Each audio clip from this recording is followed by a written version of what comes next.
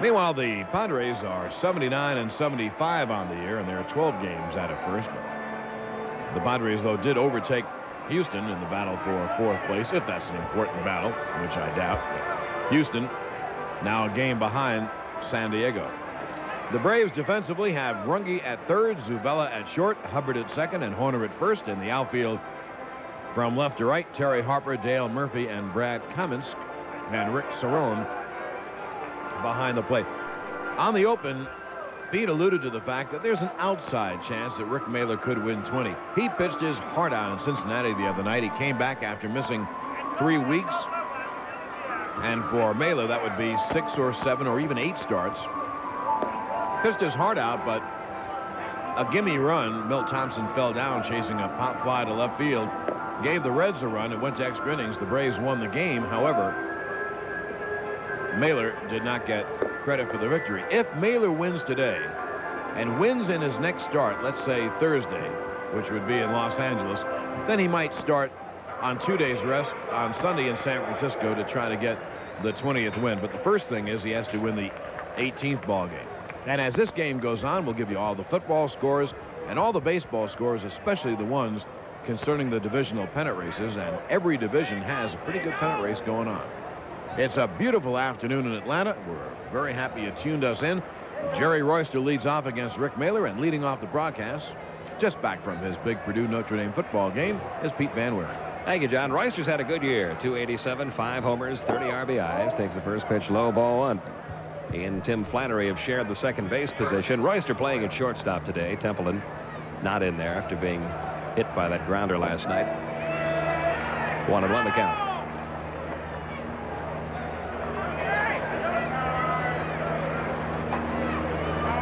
Final home game of 1985. Braves head for Houston right after this one.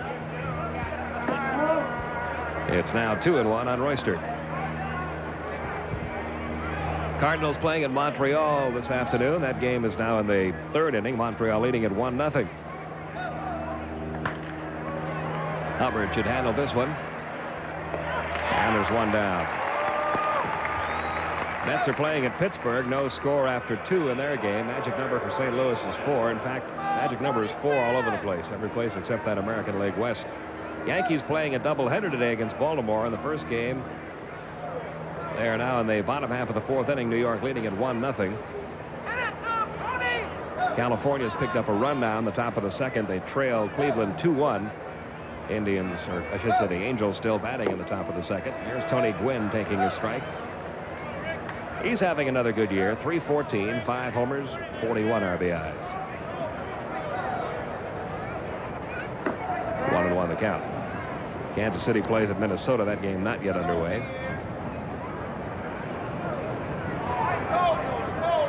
Toronto plays at Milwaukee. That game not yet underway. 2-1 the count now on Gwynn. Did you see how the Angels lost their ball game yesterday? It just seems to happen to a Gene Mauch team, doesn't it? Well, that's amazing. They had a 5-0 lead going to the bottom of the 8th. The Angels scored 5. The Indians scored 5 runs, 3 on a home run by Andre Thornton. Went to the bottom of the 9th, and Jerry Willard with a 2-run home run, and the Angels lost. He's had 2 or 3 games lost just like that in the last couple of weeks. Here's the 2-2 now to Gwynn. The breaking ball missed outside. 3-2.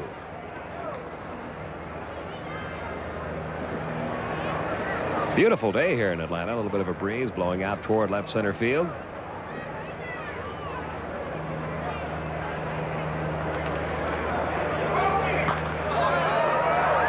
Still a full count. 3-2.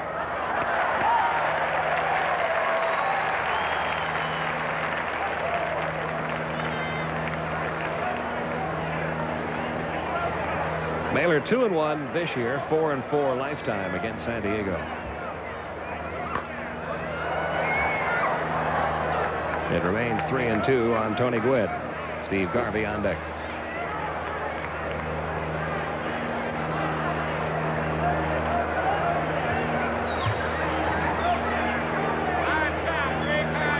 And the payoff pitch is ripped to deep center field. Murphy going back. He's there. 2 down.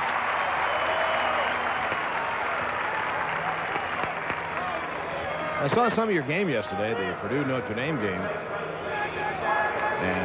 you had a heck of a ball game, and almost predicted that Purdue comes up with great efforts against Notre Dame. They've been doing it for 20 or 30 years. They really do. And Jim Everett, I'll tell you, for a college quarterback, I know there were a lot of pro scouts there watching that game yesterday, and they were drooling when they left. What a good-looking young player he is. Yeah, he looks terrific. He's like the perfect pro quarterback. Here's Steve Garvey taking a strike, nothing in one. Garvey 273 with 17 homers, 76 RBIs.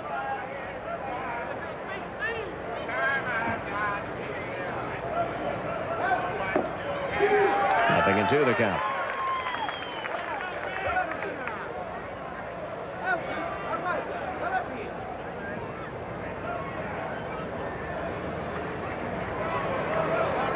And the 0-2 pitch, slow curve, strikes out Garvey. 1-2-3 for the Padres in the top half of the first.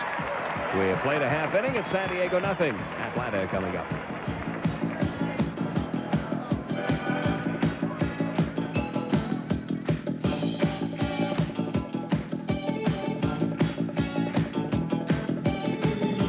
The bottom half of the first inning, there's a look at the Padres defensively. Pretty much their regular unit out there today, with the exception of Jerry Royster at short in place of Gary Templeton. And on the mound for the Padres, left-hander Mark Thurman, who's had a disappointing year, a record of 6-11, 4.26 earned run average. Appearance number 35, start number 22. 0-1 this year, 3-3 lifetime against Atlanta. Paul Zavella leads it off for the Braves. Glenn Hubbard will follow, then Dale Murphy. Zavella batting .228. He has no homers and 3 runs driven in.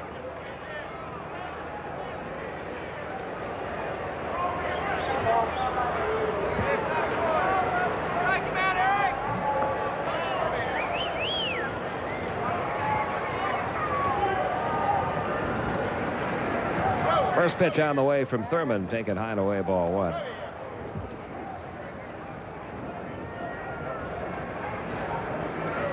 Thurman last year was a 14-game winner with only 8 losses and an ERA of under 3, 2.97. That's a fair ball down the left field line. Zavella should get 2. And he's on at second with a leadoff double. Right down the line for his 6th double of the year. And even though there's a left-hand pitcher, they were not playing Zavella to pull. Greg Nettles was off the third base line for a right-hand hitter. Just a bouncing ball right down the third base line. It bounds way over Nettles' head. And Zoo gets a double. That's that area, Pete, where we've seen a lot of high bouncing balls the past couple weeks. Here's Hubbard batting .231 with 5 homers and 39 RBIs. Braves tried for an early run. The bunt for at first. Garvey, did he get him? I don't think he did. He missed him. And the runners are safe at first and third.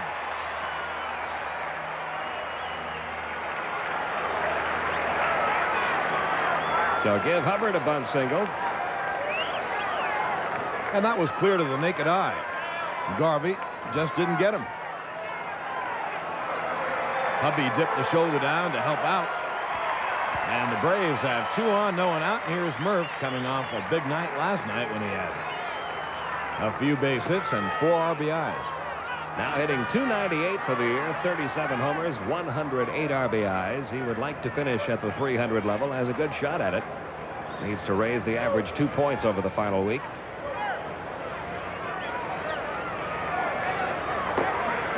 Takes high, ball 1. Murph finishing strong this year. Will finish with MVP type numbers, but because of where the Braves are in the standings, it would be a real long shot for Murph to win the MVP. He'll get a lot of votes. Maybe finish 3rd, 4th, somewhere in there. This will be on. No, it won't be. Yes, it will be. They get the force play at second. Looked like a double play ball that would take away the RBI from Dale Murphy, as they were going to let the run score anyway. But then when Royster bobbled it, he had to settle for the 6-4 force play. So instead, Murphy does get an RBI, his 109th. Well, and for us, that's the key. We want Murph to get RBIs. Jerry just didn't come up with it and could only get the 4. So the Braves get a 1-0 lead, and for Dale, his 109th RBI. Now Bob Horner batting .275, 27 homers, 88 RBIs.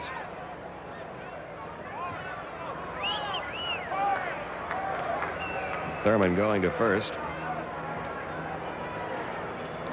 We'll duck in some football scores. Big upset in the making in Kansas City, where the Chiefs lead Seattle in the second period 14-0. Off his fists in foul territory and up into the seats 0-1. The Washington Redskins, who are thought to be one of the best teams in pro football, are getting beaten up every week. As someone on the Redskins said recently, maybe we're not as good as we're supposed to be. And today, in the second period, Chicago leads Washington 28-10. Little age maybe catching up with that club. In Washington, D.C., they have just been gaga over the Redskins the past few years. I wonder if that relationship will continue if they lose. I remember doing a basketball game. There was there for a weekend. It was a big weekend. Every Redskin had his own television show. Oh, yes. Everyone on the team had some kind of a show. 1 ball, 1 strike on Horner. Murphy at first with 1 out, 1 run in. Buffalo is losing. They're in the second period. Minnesota beating Buffalo 20-3. Buffalo having a rough go the past couple of years. Now the 1-1 to Horner. Deep to left field. Martinez goes back to the warning track and makes a nice catch and drops the ball.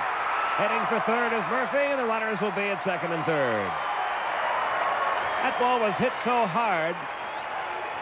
It's kind of hard to believe this. You'll sometimes see a guy hit an infield line drive that will handcuff an infielder. But that ball of the outfield was hit so hard it had the outfielder all tied up. And it also kind of had a little hook to it. As Bob Horner hit this line drive to left field, Martinez now has to come back for the ball. A little ice cream cone, it falls out of his mitt. He is not the most graceful of fielders. That's the guy that was involved with Eric Shaw, and Shaw thought he should have caught a ball that he did not catch. So it's charged an error to Carmelo Martinez. Runners at second and third. 1 run in. Only 1 man out, and Terry Harper will be the batter. He's hitting .258 with 17 homers and 70 runs driven in. They're at halftime now in Kansas City. The Chiefs leading Seattle 21-0. And in the second period, St. Louis leads Green Bay 16-0. Giants, Philadelphia scoreless in the first period. Here's the pitch to Harper, missing low and inside, ball 1. I'd say Purdue came out with something that I've never seen yesterday. All black uniforms. A little different, eh?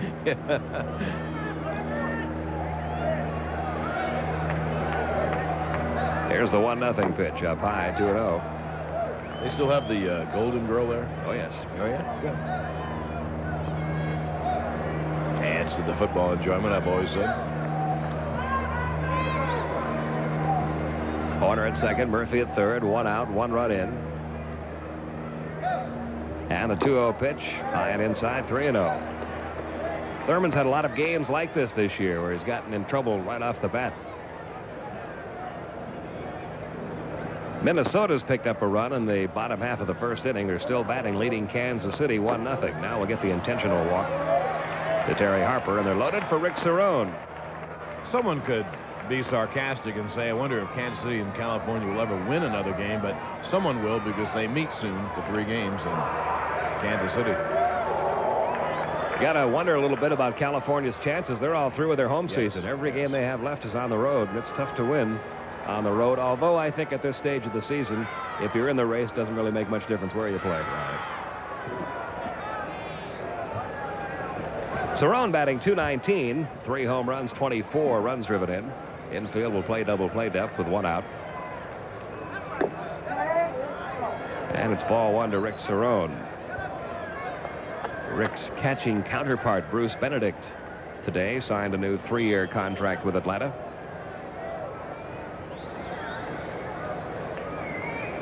Here's the 1-0 pitch, rolled toward short. Royster to Flannery, on to Garvey to end the inning.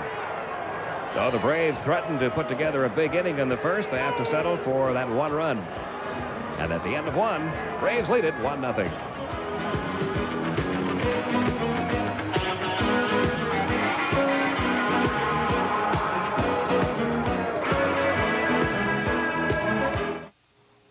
Got a whistle in you?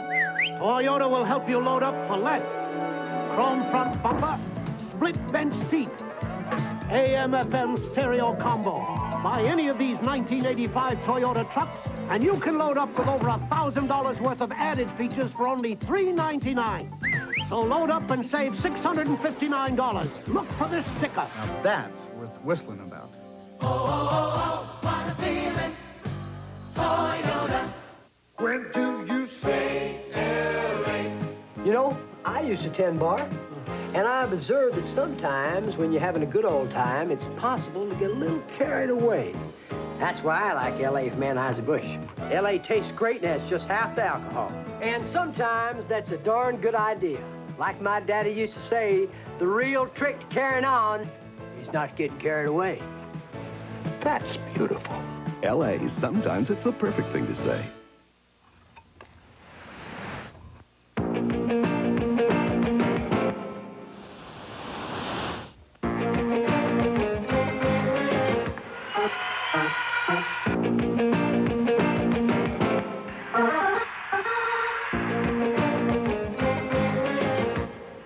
Get pumped for America's game. The NBA. Exclusively on Superstation WTBS, starting October 21st.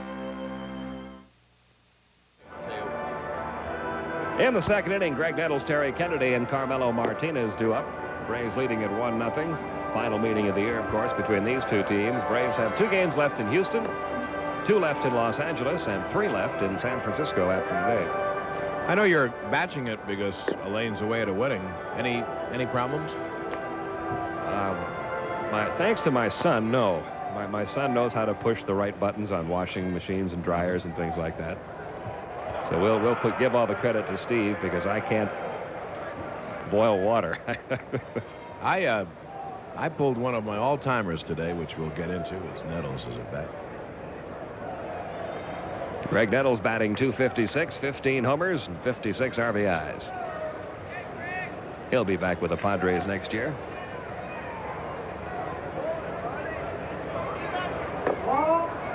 One ball, no strikes. I decided I'd have a bun with my coffee this morning. Not unreasonable, and I was warming it up in the broiler. And the phone rang. I think I could already sense the outcome of this tale. Boy, it was terrible. It was much worse than it's going to sound. And I came back a long time later. Well, one of those Sterling brain locks that happen every now and then. 2-1, look out. You know, if you burn it enough, not only is the kitchen and that area filled with smoke, but the soot, these newfangled stoves, they blow the soot out, and it went all over. Wow, what a mess. And then I'm packing and trying to shave and get down here. We're leaving. I just thought I'd throw that in. Misery loves company.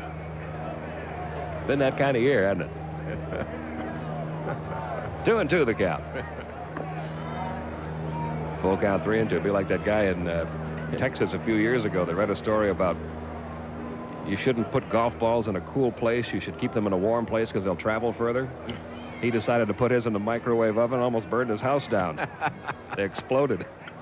Oh, boy. Here's the 3-2 pitch. Right back to the pitcher. Rick Manor will take care of this one. And 4 in a row have been retired now by Mailer. California and Cleveland now tied up 2-2. Angel still batting in the third. Here it's 1-0 Atlanta. Terry Kennedy, the batter, .262 with 10 homers and 73 RBIs. Line toward left. Terry Harper thought about it. Oh, almost got hit by that one. Kennedy will wind up at second. I don't think he'll go any further than that as Harper gets it back. Harper was thinking about making a shoestring attempt, then changed his mind, but he almost changed his mind too late. That ball almost landed right on him. You see, Terry pulls up short, then the ball hits. He falls down. The ball just misses his face. And if you're wondering how Kennedy can only get a double out of that, he's not too swift on the base pass, but he hit it hard. 27th double for Terry Kennedy. First hit off Rick Mailer this afternoon. Carmelo Martinez now the batter. Martinez at .254. He has 19 homers, 65 runs driven in.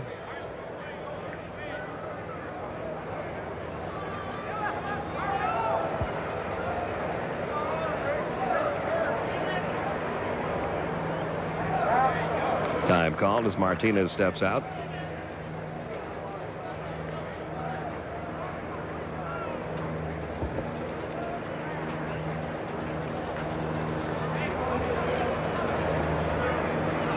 And Baylor's pitch on the way to Martinez toward short. Runge cuts in front of Zavella and throws out Carmelo Martinez. 2 down. Holding at second, Terry Kennedy. Well, the Angels batting in the third have scored 2 runs. 1 on, 2 out, and they now lead Cleveland 3-2. The Yanks picked up another run. They're still batting in the 5th. The Yankees leading the Orioles in the first of 2-0. Here's Kevin McReynolds, a low batting average this year, 237. Home runs so-so at 14. RBIs up there pretty good for that kind of an average. 74 runs driven in.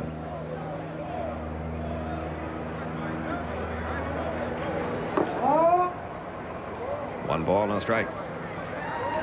Had Terry Kennedy on Pete on the star of the game Friday night. Boy, was he honest. He blamed it all on the hitting woes for the Padres. He said the pitching really has held up and a pretty good defensive ball club. Fastball missing outside, 2-0. He said that he and others have not had the real timely hit. You don't see teams have back-to-back big seasons very much anymore. Not like you used to. It used to be a team would get a certain group of people together and they'd reel off victory after victory for a 4 or 5 year period. Doesn't happen that much anymore. Runge again on to Horner in time to get McReynolds and end the inning. So the San Diego Padres come up with that double by Terry Kennedy, and that's all. They leave the runner at second. Braves still lead it 1-0 as we go to the bottom half of inning 2.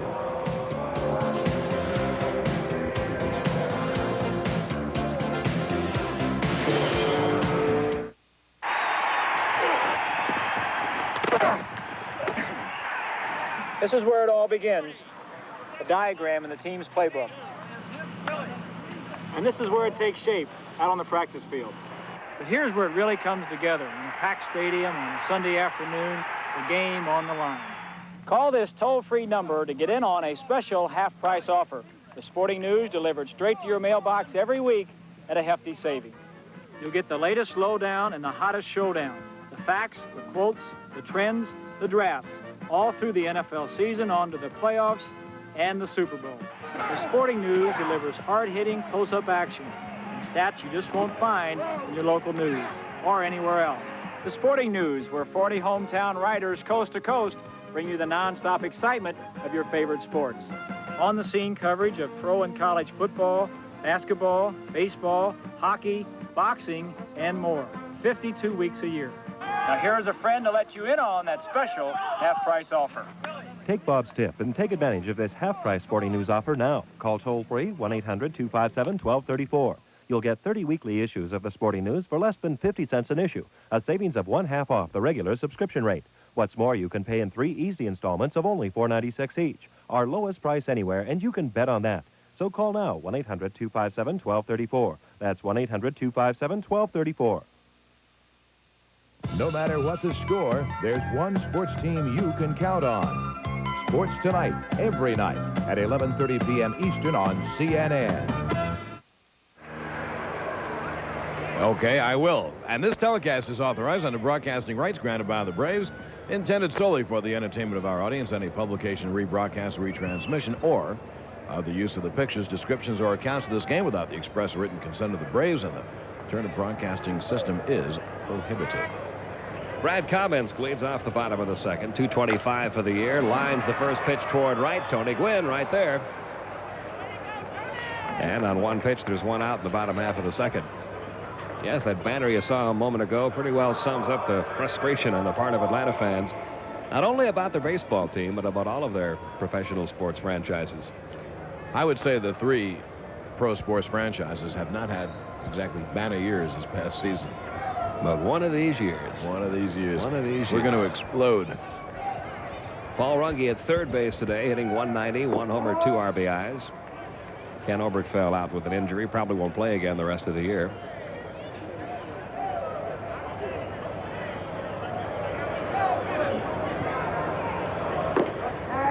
"2-0, the count on Runge. 1 run, 2 hits for Atlanta. No runs, 1 hit, 1 error for San Diego. There's Oberkfell in the Braves dugout. He ended last season with an injury. We'll recall that cast on his hand at the closing part of last year. That's one department the Braves are right up there in injuries. And a lot of them this year. Mostly in the second half of the season. First half of the season was relatively injury-free. And then all of a sudden, in fact, I can recall talking with trainer Dave Pursley about what a fortunate year the Braves were having around the All-Star break. Not many injuries. Maybe we shouldn't have said that then. There was no wood to knock on at the point of that conversation. 3-2 the count now on Runge. It was good to know you weren't at the bar then.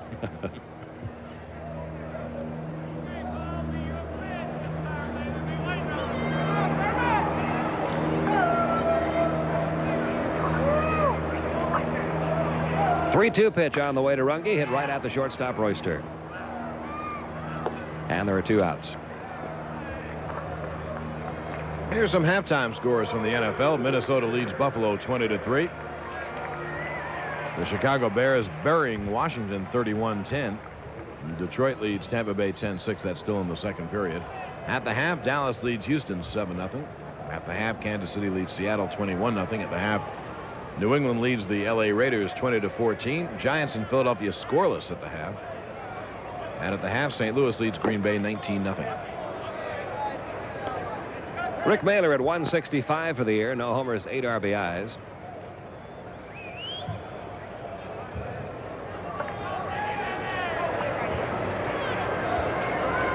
Here's the 0-1 pitch toward short again. This will be an easy inning for Thurman. Almost a bad throw, but Garvey stayed with it. And it's a 1-2-3 second for Atlanta. At the end of 2, it's still 1-0 Atlanta.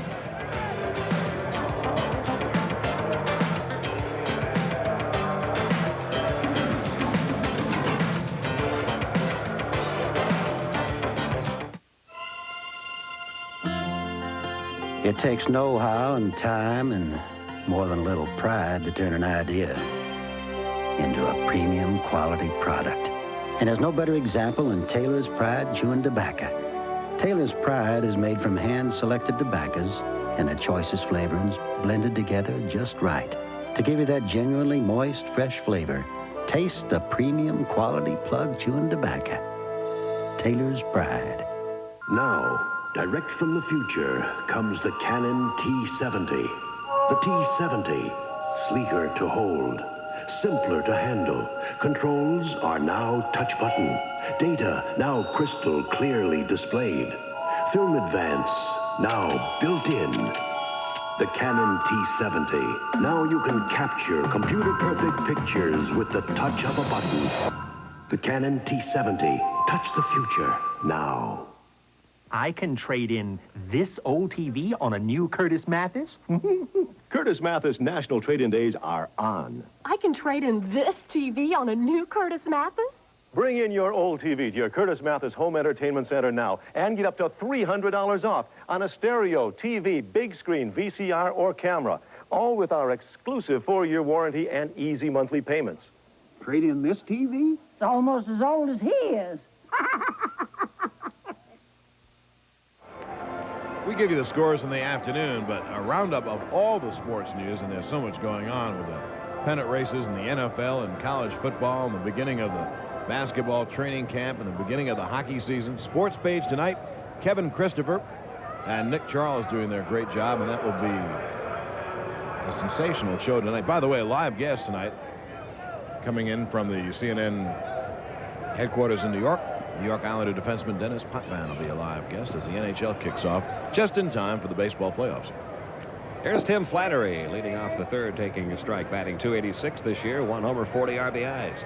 He's at .286. Royster is at .287. They have shared the second base job since the trade of Alan Wiggins.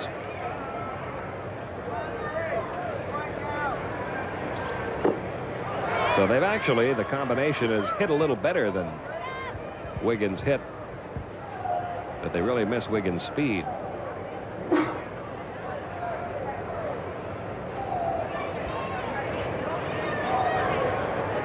And the 0-2 lined over third. That's a base hit into left field. Terry Harper gets it back to the infield. 2 hits now off Rick Mahler. And the pitcher, Mark Thurmond, will probably be called on to bunt here. Mitch Webster's hit a home run for the Expos. They lead the Cardinals 2-0 in the 4th inning. Mark Salas has hit a home run for Minnesota in the 2nd inning, and the Twins lead 2-0. 0-1 the count on Mark Thurmond. He's a 100 hitter for the year. No homers, 2 RBIs.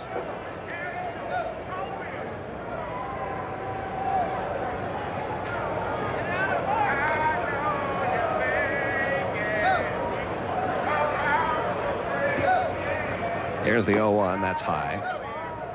Magic number for the Dodgers also 4. They play later on this afternoon at home against the Giants. Cincinnati hanging in there, leading Houston 2-0 at the end of an inning.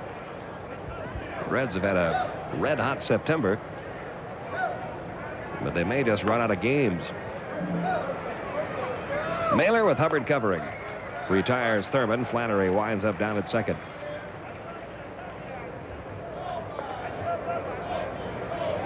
And back to the top of the order now, Jerry Royster, grounded to second his first time. In the Eastern Division pennant race, big thing happening for the Mets today. They lead Pittsburgh 3-0. They're playing in the top of the 4th. And the Cardinals, we told you, trailing 2-0. And if those scores hold up, long way to go in both games. The Mets will be out by 3 games, and at least they'd have 3 games in St. Louis. It's not a great chance, but it's better than nothing.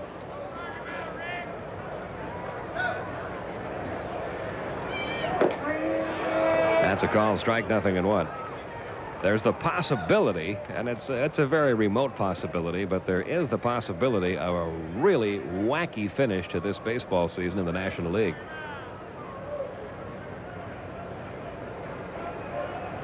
Here's the 0-1 pitch to Royster. 0-2. Cardinals and the Mets could tie and have to have a playoff.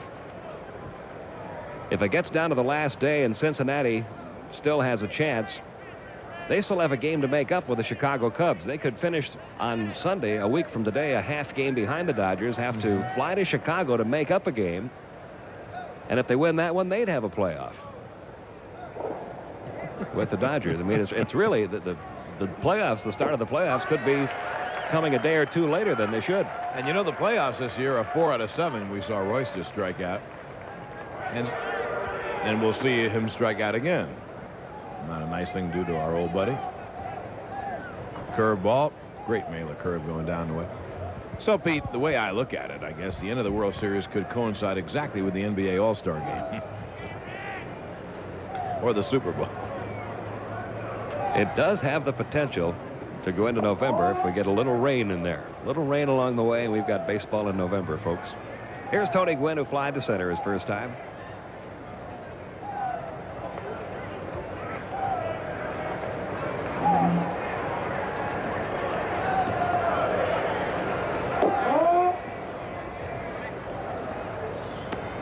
Gwynn won't win the batting title this year as he did a year ago, but he's had a good solid season. He has an outside chance for a 200-hit season. He'd have to have a torrid final week. He has 186 hits right now. 3-0 the count. Ozzie Smith just hit a home run for the Cardinals. He's had a terrific year. He has hit 6 home runs this year. Montreal leads at 2-1. Cardinals batting top of the 5th. Here's the 3-0, and that's over for a strike, 3-1.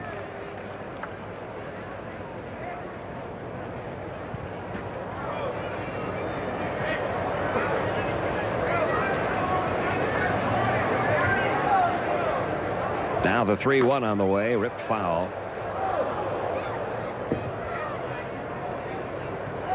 Tony Gwynn really uses the whole field. He'll take the outside pitch and drive it the opposite way. He'll pull the inside pitch. He's a great gap hitter, too. He's a very difficult guy to set your defense against. The Braves shade him a little bit toward left. But don't make a mistake inside on him or he'll pull it right down the line. Hubbard will handle this one. And that's it for San Diego in the third. They get a leadoff single from Tim Flannery, but can do nothing with it. We go to the bottom of the third. Atlanta still up by a run.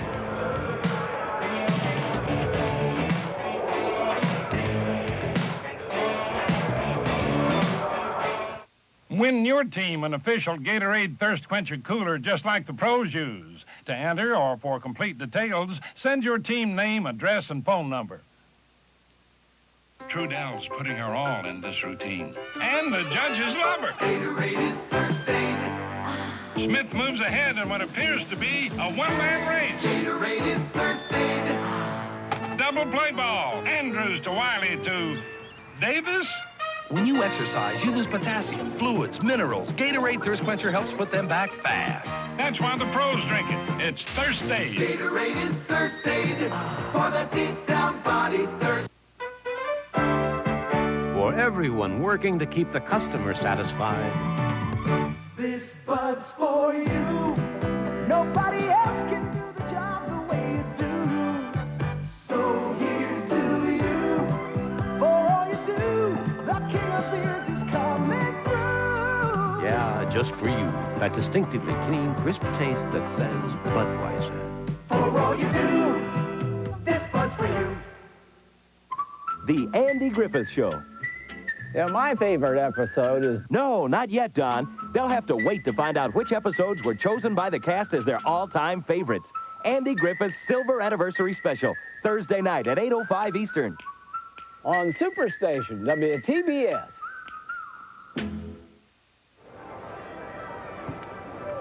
In the bottom of the third, Paul Zavella, Glenn Hubbard, and Dale Murphy due up. And that's astounding. This ball club with Dale Murphy, Bob Horner,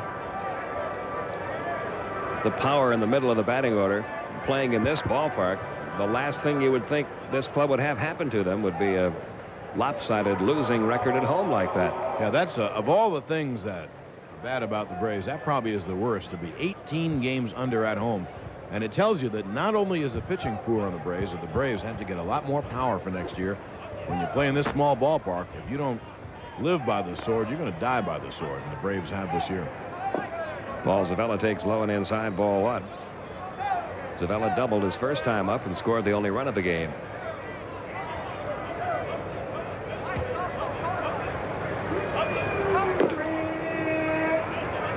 One ball, one strike. We'll be in Houston tomorrow night. Pascual Perez against Nolan Ryan. Steve Bedrosian goes against Charlie Kerfeld on Tuesday afternoon in Houston. Then it's off to Los Angeles.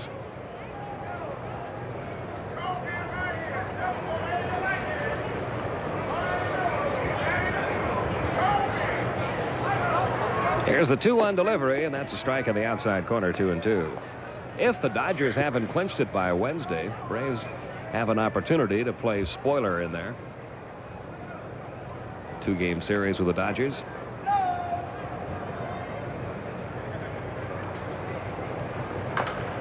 Down the right field line, but that's going to drop foul. And it stays at 2-2. Halftime score from St. Louis. Cardinals leading the Green Bay Packers 19-0.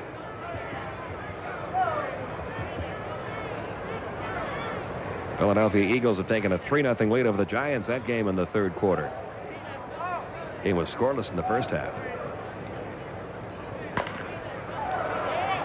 Tim Flannery to his right. Throws out Zavella, one down. Now Glenn Hubbard, who had a bunt single his first time up.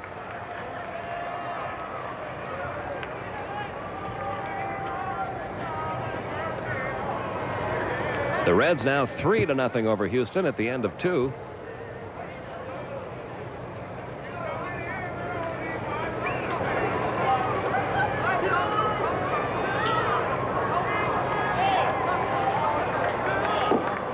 Outside ball one. 5 in a row have been retired now by Mark Thurmond. 4 of them on ground balls.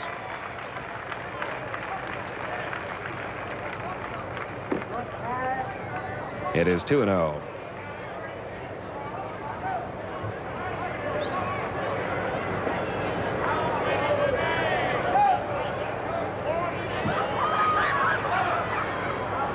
Here's the 2-0 pitch to Hubbard.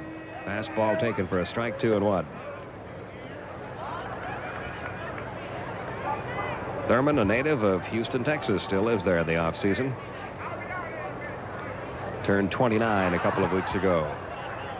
High in the air, but straight away center field. Not a whole lot of carry to this one. Kevin McReynolds battles that sun a bit, but makes the catch.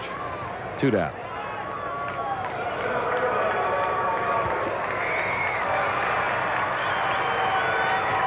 Now the center fielder, Dale Murphy, who picked up his 109th RBI of the season when he hit into a 6-4 force play in the first. Murphy has already established a new season high in home runs with 37. 121 is his RBI high. That came a couple of years ago.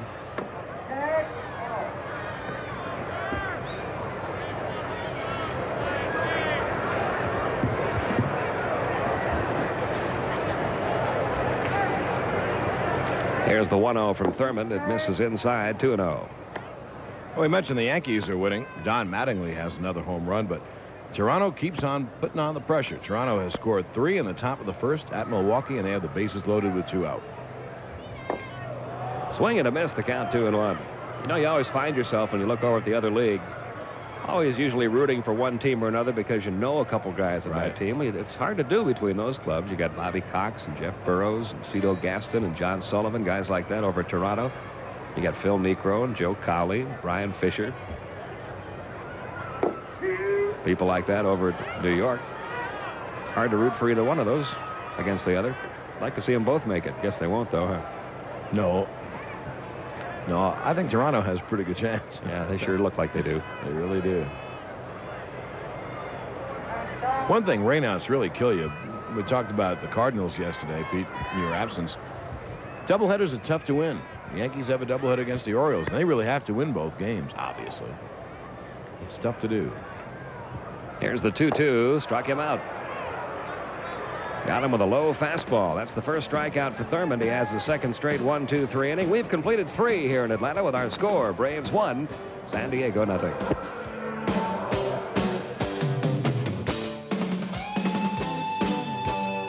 Here's John Sterling. Now look at that graphic for a minute. Garvey takes it outside. Mailer has not allowed the leadoff man on, but boy, the first 2 games of this series, first guy up, usually base hit. Garvey bunts, and he's out of there, and he won't do that again. Garvey has no speed at all. Try to surprise the Braves with a bunt, and is he sorry he didn't get his 3 good hacks like he normally does. You'll see Garvey do this every now and then, trying to put one down that third base side, because the third baseman always plays him deep. Funny thing is, he had a low curveball to bunt, which is a lot easier than bunting a fastball. He chose the right pitch, just popped it up. Here's Greg Nels with 1 away. We're in the top of the 4th. The Braves have a 1-0 lead. Mailer trying for number 18. Well, that at least, Pete, would be exciting. If he could win 18, then he gets a start in L.A. And if he wins that, then I know Bobby Wan would start him in San Francisco, even on 2 days rest.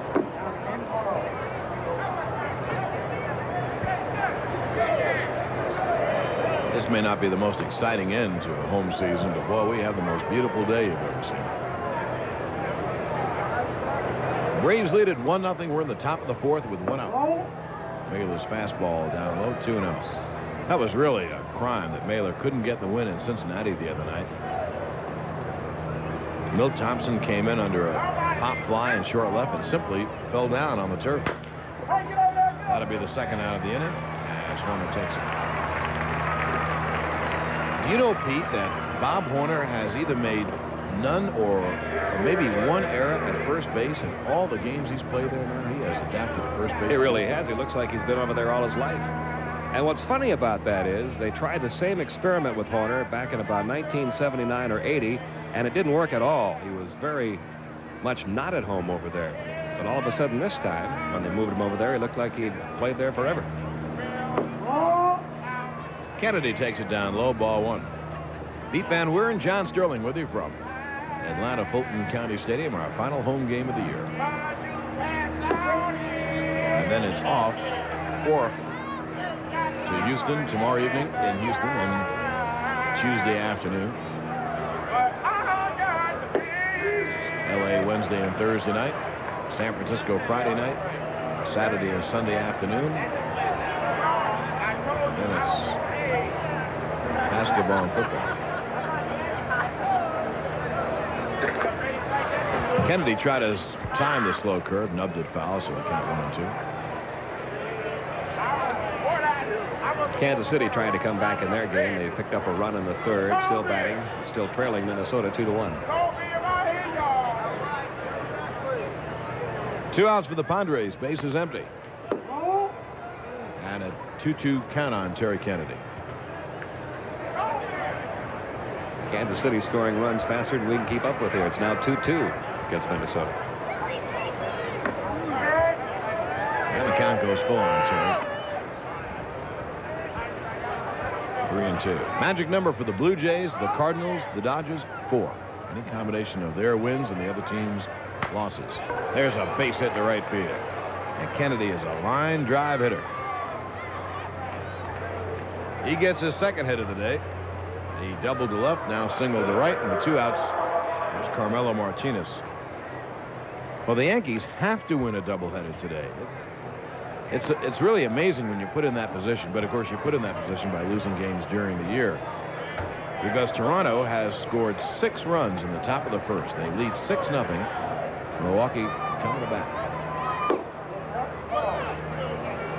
And if Toronto wins that game, their magic number will be 3. And you can see if the Yankees, I'll tell you one thing about that.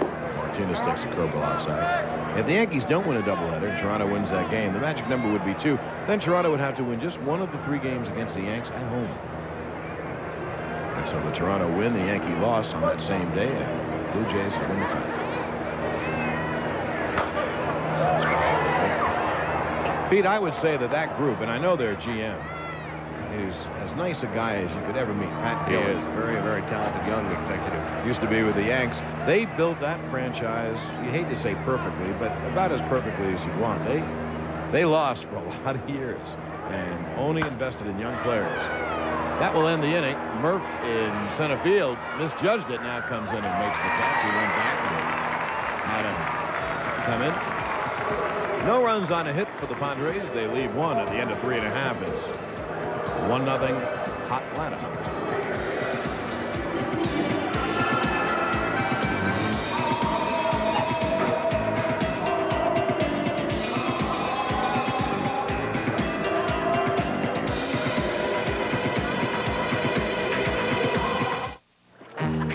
Give me a light. Bud Light. Oh, the chili. If you just ask for a light beer, you never know what you'll get. Give me a light. Bud Light. So if you want the less filling light beer with the first name and taste, don't just ask for a light beer. Give me a light. No, Bud Light. Bud Light. Because everything else is just a light. How many shakes can you get from one disposable shake? Monday. Tuesday. Wednesday. Thursday. Friday. No one makes a sharp, long-lasting disposable quite like Saturday. Sunday. How many shakes does your disposable give you? Dad, send the money by noon, or you won't be coming to my graduation in June. Send the money today, or your father and I couldn't be washed away. Darling, I've run into a little trouble. Could you send $150 on the double? To send someone money fast, come to Western Union. We'll make sure it gets to any of our 9,000 locations, usually in 15 minutes or less. That's okay. I'll get the door. Western Union, the fastest way to send money. No matter what the score, there's one sports team you can count on. Sports Tonight, every night at 11:30 p.m. Eastern on CNN. Beautiful Sandra Wilson has dropped in the booth. You wouldn't believe the conversation that's gone on, but that's why we're in the television business, because we communicate so well. Sandra said, where are you going after the game? We said, Houston. She said, the one on West Paces or... That's a local place here in town, as is West Paces. Well, enough about Sandra.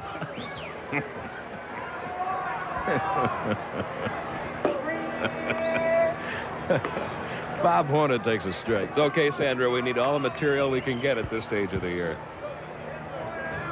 31 and 49 at home, I guess so. Horns takes it low, and the count evens. Tommy Herr, another home run, his 8th of the year. St. Louis leads Montreal 3-2. I think he's going to be the MVP of the National League. So many great candidates, and he's one of them, and you might be right. And boy, does that team have a lot of class. The Cardinals have really answered every charge.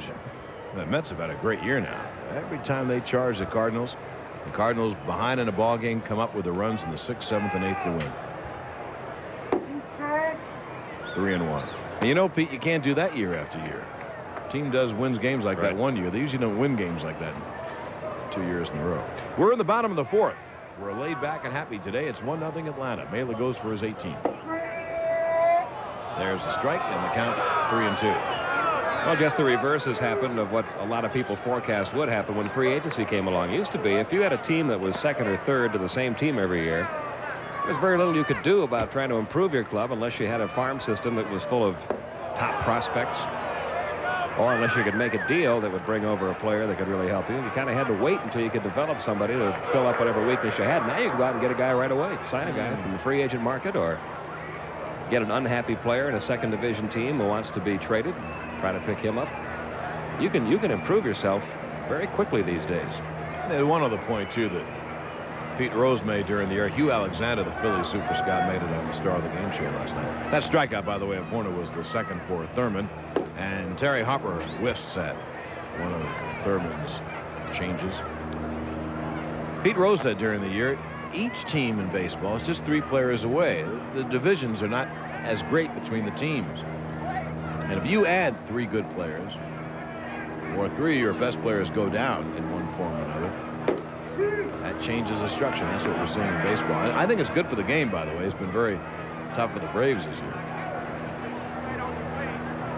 The Pirates came back with 3 in the bottom of the 4th, so the Mets lead Pittsburgh 4-3 at the end of 4 in a quote-unquote must game for the Mets. 1-2 on Terry Harper. 1 out, no one on base in the bottom of the 4th. It is 1-0 Atlanta.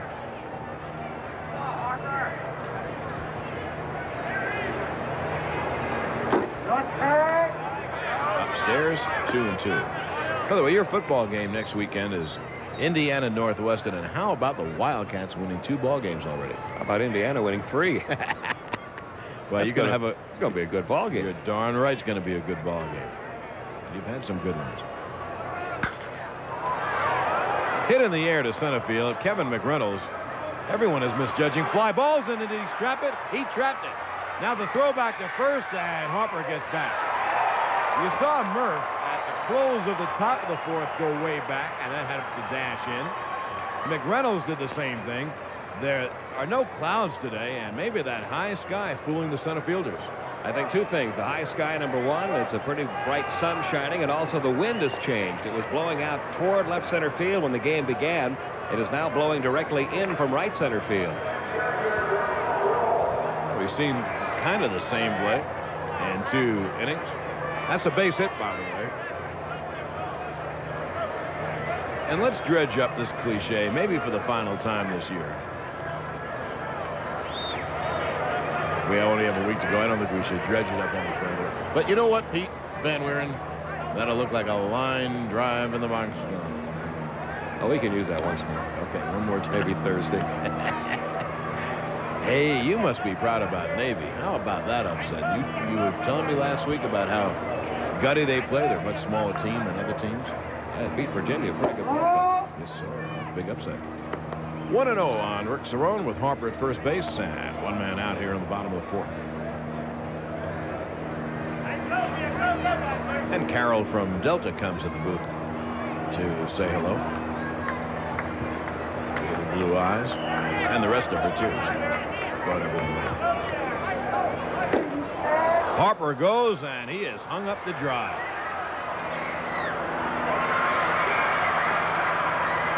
Flannery takes it down, makes the 10.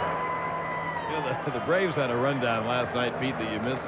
They must have exchanged the ball 20 times. We'll watch this one again. Well, the Padres were able to get 4 of the infielders involved here. Count the catcher as an infielder, which he really is. That went 2-6-3-4.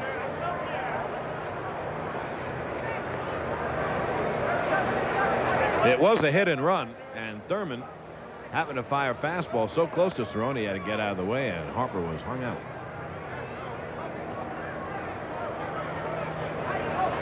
Oh, two-way. And the 2-0 is foul back. What did you say the scoring on that play was? 2-6-3-4. Last night, I'm going to look this up for you. Don't want you to miss a single exciting moment. Miguel Delaney came in as a pinch runner in the 12th inning. Movakwa double came as a pinch runner. First pitch, the bunt attempt was missed, and he was hung up. 2-6-5-4-2-4. Cerrone walks. Then went out later. The next guy doubles, and they don't score a run. Next guy walks, and Nettles hit a ball to the fence. Murphy caught it with his back to the fence and didn't score. Then the bottom of the 12th, the Braves had the bases loaded, no one out, and didn't score. And wound up losing in 13. Gotta love those scoreless innings. Oh, yeah. We duly noted that you weren't here, by the way. I'm sure you did. Brad Comins goes up, 2 out, Cerrone at first base. That's a second walk given up by Thurman. Braves lead at 1-0. We're in the bottom of the 4th.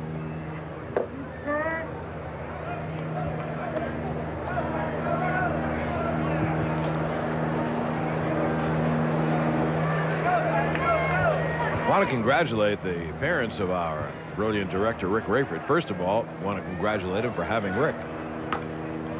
Brad Comins fouls it off. But to Dick and Donna Rayford, they're celebrating today their 39th year of wedded bliss. I'm not going to do the old line. Happy anniversary to both of you. Dick and Donna Rayford, 39 years of marriage and their anniversary today. Delayed steal for Cerrone, and he's thrown out. That's not exactly his bag, as they say. Cerrone is thrown out 2-4. The Braves ran the bases pitifully that inning.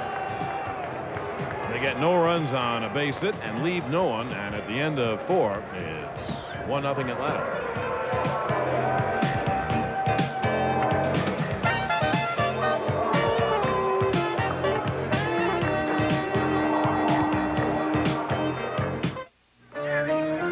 This Bud's for all you guys who know it's how you play the game. This Bud's for you. There's no one else who makes it move the way you do. Come your way. So here's to you. For all you do, the king of beers is coming through. Yeah, just for you. That distinctively clean, crisp taste that says Budweiser. For all you do. This Bud's for you. Here comes the one. Here comes the one. Heinz is the thick, rich one. There's only one ketchup with this flavor pouring on. So thick, so rich, so second to none. Only one ketchup stands for this kind of thickness with this kind of taste. Heinz. No contest. Heinz is the one, the delicious one. Heinz is the thick, rich one.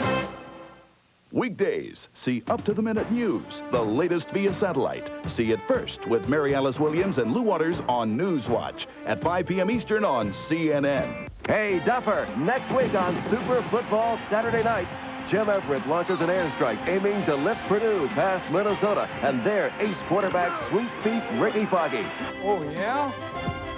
Oh, yeah. Super Football Saturday Night at 8 p.m. Eastern on the Super Station next week.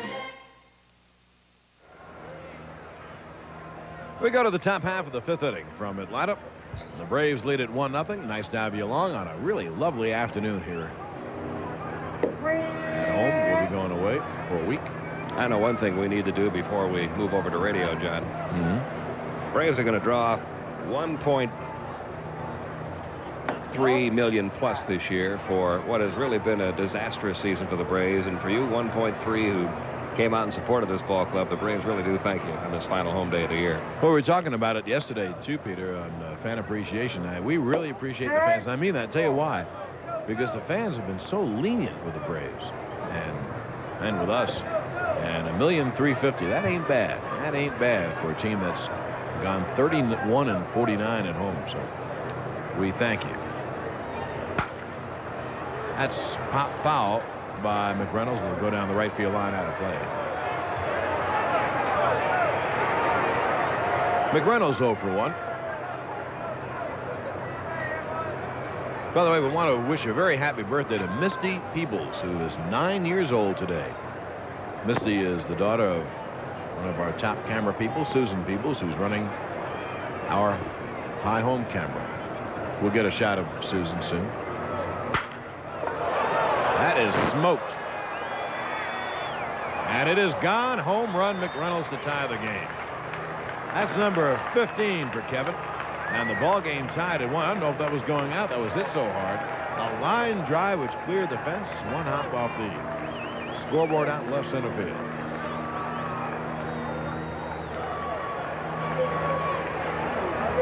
Gives him 75 RBIs for the year. That's a good year for run production for McReynolds. And you wonder how many he would have had he hit in the 270s as he did last year, because last year he also drove in 75 runs, hitting about 40 points higher. Well, the ball game tied at 1. Here's Tim Flannery. Takes a strike.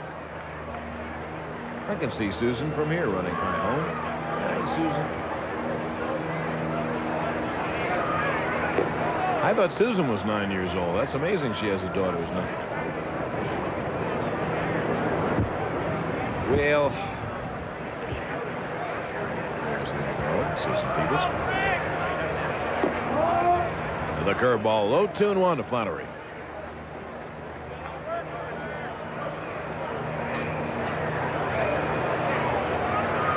Milwaukee did not score in the bottom of the first. That's hit hard, but Hubbard makes a good stab. He's been outstanding at second base all year. Tough to recall Hubbard making an error. He has made 9 this year, but that's a very low number when you consider the number of games he plays on this infield, which gives you so many bad hops. This was not an easy ball to handle. This hop, a little tough. But Hubb's been making these plays all year long.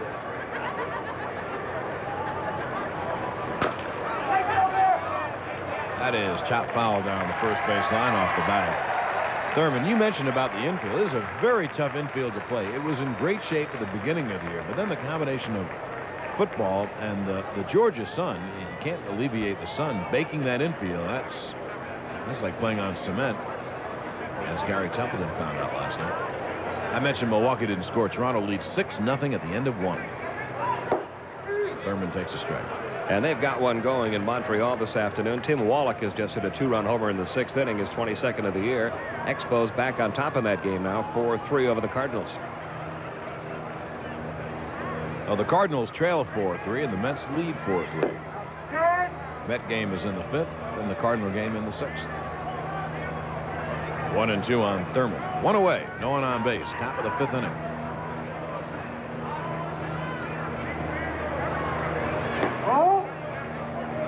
Count evens 2-2. On deck leadoff hitter Jerry Royster. Pete Van Weer and John Sterling with you from Atlanta. And Ernie and Skip will come on over in the bottom half. Now the count runs full, 3-2. The Eastern Times on the road trip, 8:35, and then Tuesday 1:35 from Houston, 10:30 both nights from L.A., 11:05 Friday night from San Francisco, 4:05 Saturday. Mailer will feel that. 2:08. 4:05 Saturday and Sunday Eastern Time at 3 p.m. Then we'll fly back.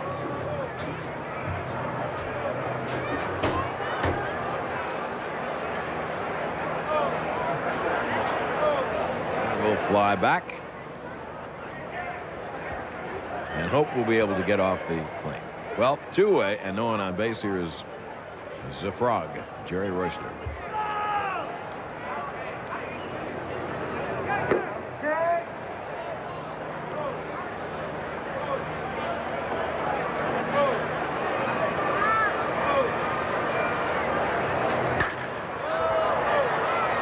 Brad Kamensk will make the grab in right field to end the inning. Padres tied on the 15th home run of the year off the bat of Kevin McReynolds and leave no one.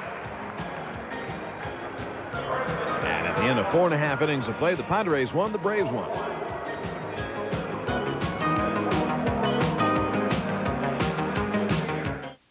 Caring for people isn't something new in today's Air Force Reserve. They've been doing it for a long time. Hello, I'm Morgan Brittany. Kamensk will lead off for the Braves. He lined to right his first time.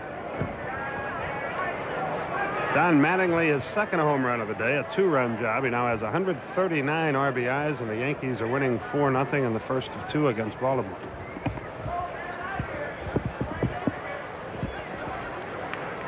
That's a great advertisement for interleague play. Wouldn't you like to see Don Mattingly swing the bat for real a few times? I would.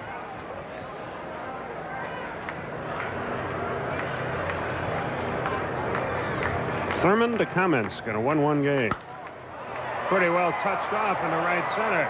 McReynolds battling that wind, so's Gwynn, and it's McReynolds who makes the catch, 1 away. Kamensk is retired.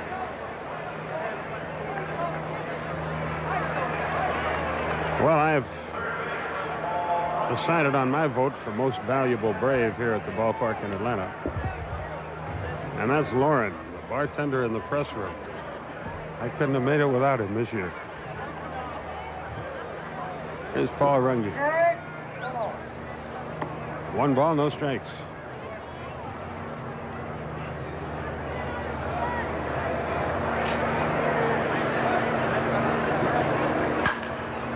Inside the bag. Let's see if he can get a double. Nope. Martinez gets it back in a hurry.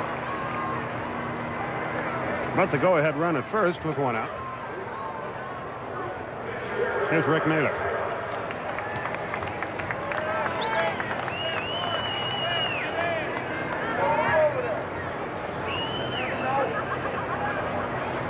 Big surprises brewing in the NFL today. Kansas City 28-0 over Seattle in the 3rd quarter. The bunt will roll foul.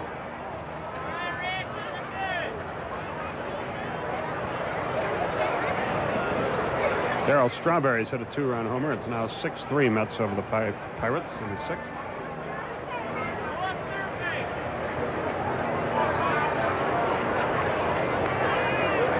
Seattle has gotten on the board at Kansas City. It's 28-7 in that game.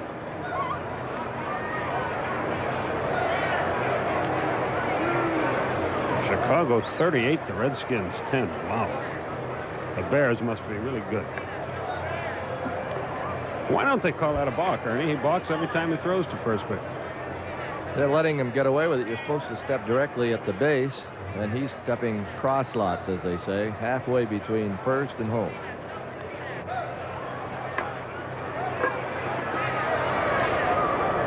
Whoa, he almost threw that ball into right field. Good sacrifice bunt by Miller. It goes 1-4.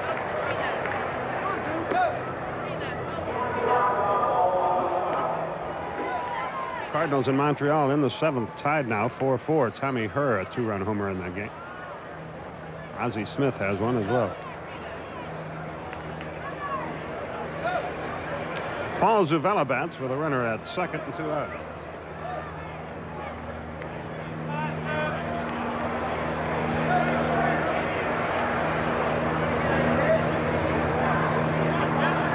Zuvella has doubled and bounced to second.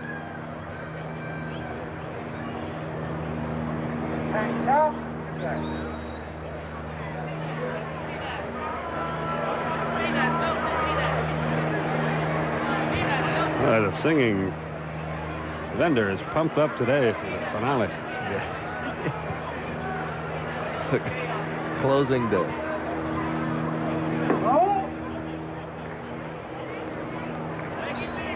Zuvella had 232 for the year with 3 runs driven in.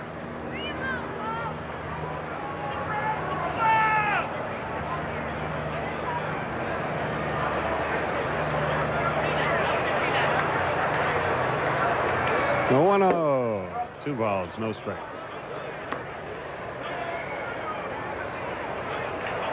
Toronto 6-1 over Milwaukee after 2 in American League play. The Yankees are going to win their first of 2. California leads Cleveland 5-2 after 4. Kansas City, Minnesota 2-2 after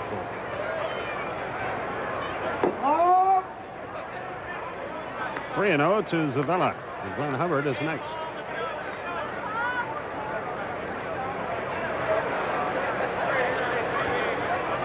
Mitch Webster and Tim Wallach have homers for Montreal in their game with the Cardinals. On 4 straight, Zavella walks. 2 on, 2 out. Third walk for Thurman.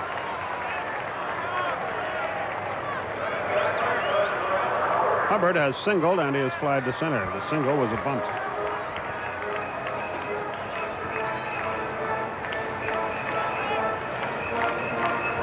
Rick Rayford, our director this afternoon.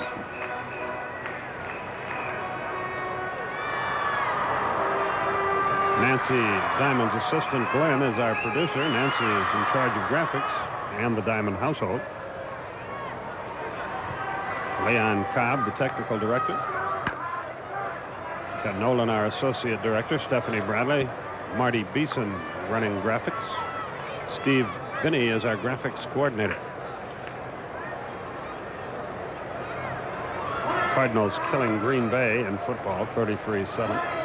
Giants lead the Eagles 10-3 in the third.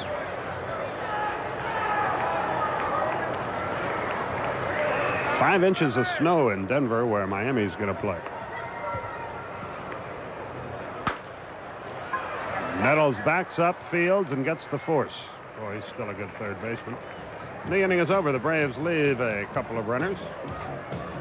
1 hit, no runs, no errors, 2 left. At the end of 5, we're tied 1-1.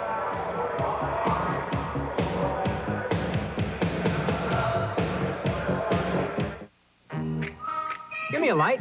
Go. Bud Light. If you just ask for a light beer, you never know what you'll get. Give me a light. Bud Light. So if you want the less filling light beer with the first name and taste, don't just ask for a light beer. Give me a light. Ask them to bring out their best. Bud Light. Bud Light. Thank you. Because everything else is just a light. Introducing Footwork. Yeah. Footwork, your ultimate weapon against athlete's foot. Footwork cures the pain and itch of athlete's foot, then prevents its return. Yeah. Get new Footwork now. New Old Spice Solid keeps guys so much drier, they might give up their Menon antiperspirant mid-stick. Hey, Bronco, here's a present. Hardly used. Compared to Menon, New Old Spice antiperspirant keeps you 35% drier. Switch to Old Spice now. Take my Menon, please.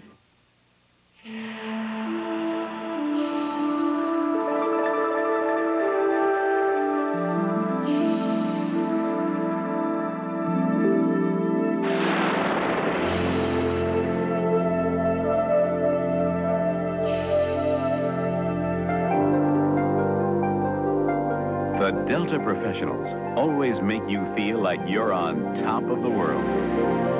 Delta gets you there. For Monday's headlines Sunday night, plus timely guests and features you won't want to miss, catch the sports page. 10:05 Eastern Time on the Superstation tonight. We go to the 6th inning, top of the order for the Padres.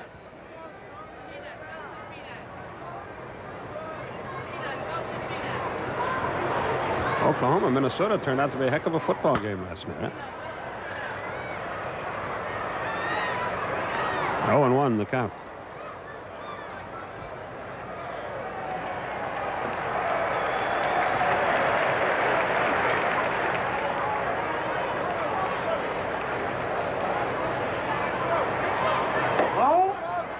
A ball on the strike.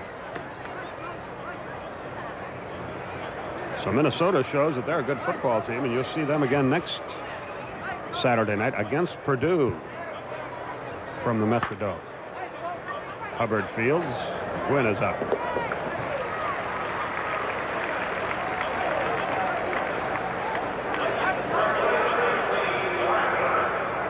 And Steve Garvey is the batter.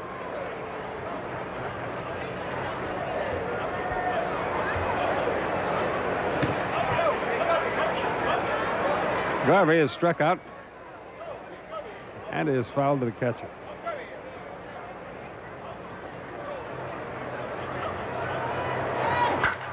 Into the alley in left center. A roll to the fence, and Garvey will be at second.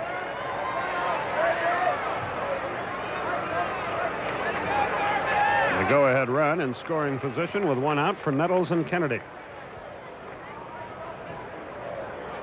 Kansas City still batting in the fifth. They have a run in and lead Minnesota 3-2. California now with a 7-2 lead, and they're still batting in the fifth against Cleveland.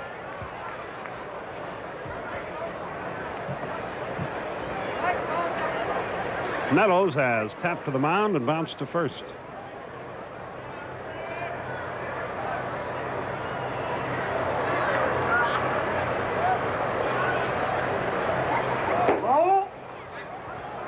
We'll be with you at 8:35 Eastern Time tomorrow, 1:35 Tuesday, 10:30 on Wednesday, 10:30 on Thursday, 11:05 on Friday, 4:05 on Saturday, and 3 o'clock on Sunday. Horner steps on the bag. Nettles is retired. The runner is at third. Here's Kennedy, who's hit the ball hard twice. He's 2 out of 2. They have a base open. Let's see what they choose to do here.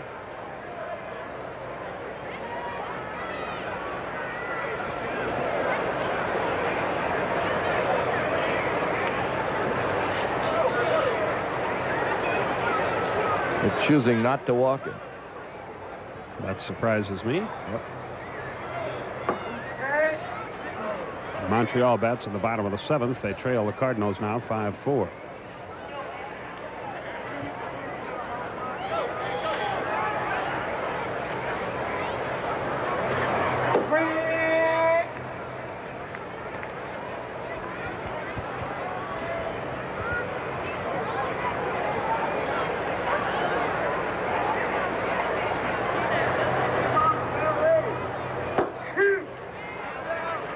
One and two, the count to the Padre catcher. Rumors swirling around that Kennedy is available.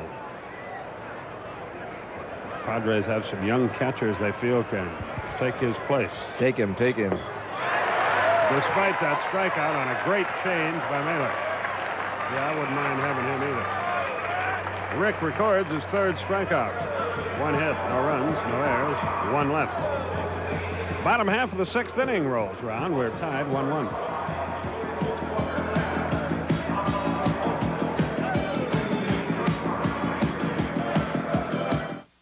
Now, a world of magic is in your hands.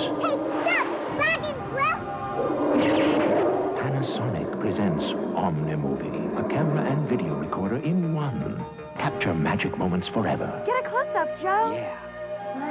Omnimovie uses full-size VHS tapes, plays Hollywood movies or your own. Yes, right, Santa. Don't miss a single Omnimovie magic moment from Panasonic, just slightly ahead of our time.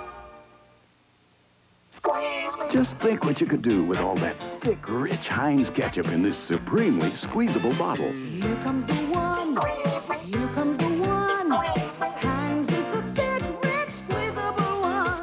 There's only one ketchup with the flavor point on. So thick, so rich, so second to none. Heinz is the one. A delicious one. Heinz is the thick, rich one. She challenged the state of Tennessee and put criminal justice on trial. They warned her. They are going to get you. Threatened her. They tried to silence her. That's how badly they wanted her out. You are a troublemaker. That's how hard she fought back. Sissy Spacek, Marie, the explosive true story. Rated PG-13. Now playing at specially selected theaters. A WTBS special presentation, a telethon for Mexican earthquake relief. Mexico, we're with you. That's tonight at 8:05 p.m. Eastern, right here on the Superstation.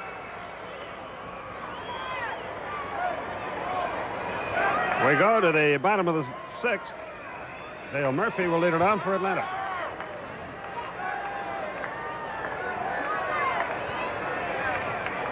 Murph drove in a run with an infield out in the first. He struck out in the third.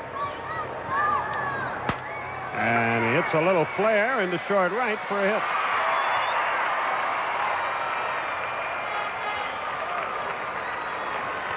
So Dale is at first with nobody out, and Bob Horner is the batter.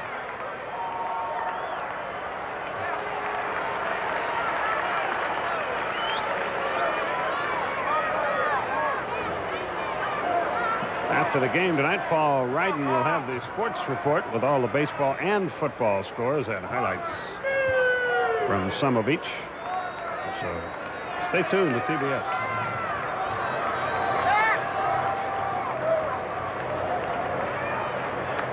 Runner at first, nobody out.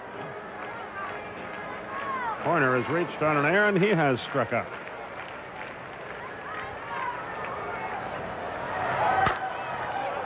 Foul past third.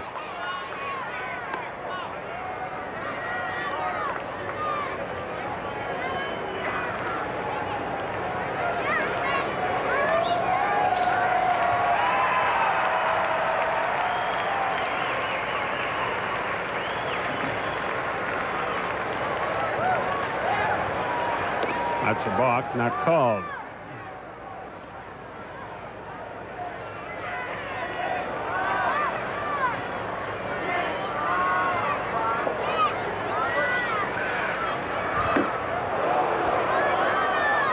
And 2 the count to the Atlanta captain. Cincinnati has scored 2 more, and they're still batting in the 6th. They lead the Astros 5-0. Did Pete and John discuss the Larry King show today on NBC?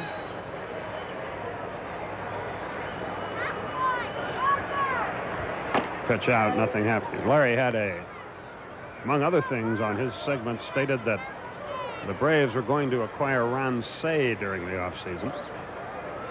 So he asked Braves general manager John Mullen about it. He was absolutely shocked. He knew. Says there's nothing at all to that, for whatever it's worth. 1-2 the count. Then Mr. King said that Andre Dawson's going to go to the Cubs shortly after the season for Leon Durham, and could be other players involved in that. Double play ball, 5. He can't get it out of his glove, 4. And that made him safe, and Murphy absolutely destroyed Tim Flannery at second base.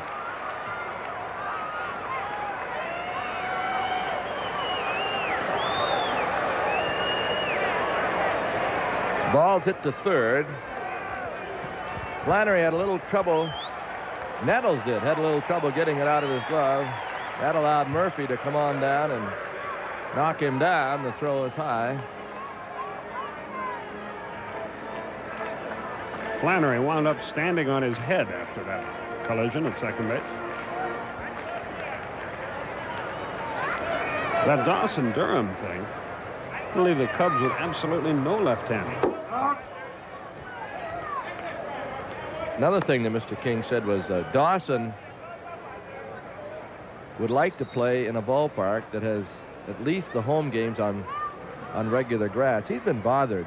He's had bad legs, and playing on artificial turf hurts him.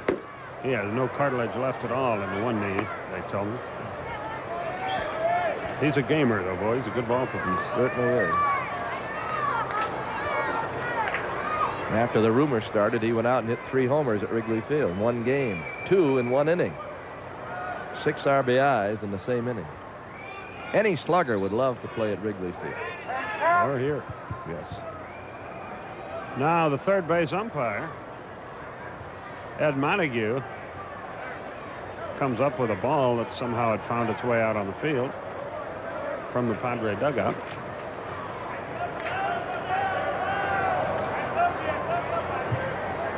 And now we're ready to go once again in the 1-1 to Terry Harper. Upstairs, 2-1. We love to spread the rumors along, or send them along, but that came on national TV today. So we thought we'd pass it along on our national TV. Yes.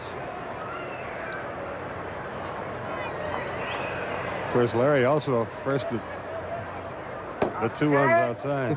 What did he call? He called the show he was on what CBS calls their show, NFL Today or whatever it is. And he's on CNN. Yeah. He must not have one of those exclusive clauses. No, he's one of the game.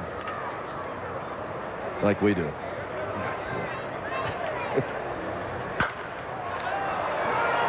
Into short center. Flannery's in a world of trouble, but Gwynn calls him off and makes the count. 2 out for Rick Cerone. Kansas City and Minnesota 3-3 in the 5th. Minnesota still batting. They've tied that game. The Yankees beat Baltimore 4-0. Joe Colley and Dave Righetti combined on a 3-hitter. Yep, it's not Joe Colley. Yes, it's the first of 2. They've got another one to follow. Fast strike, 0-1.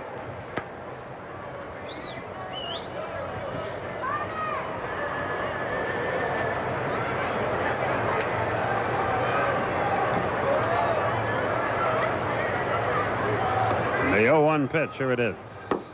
Curve low, it's 1-1.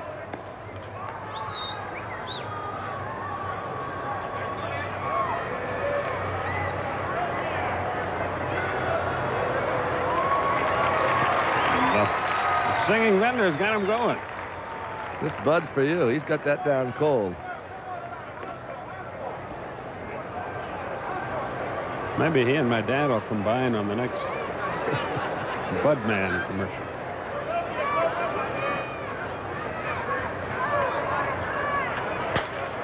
Fly ball down the right field line. Gwynn a long way to go. He gets there, and the inning is over. So the Braves' leadoff single comes to nothing in the 6th. 1 hit, no runs, no errors, a runner left. Braves have left 5 through 6. We go to the 7th, tied 1-1.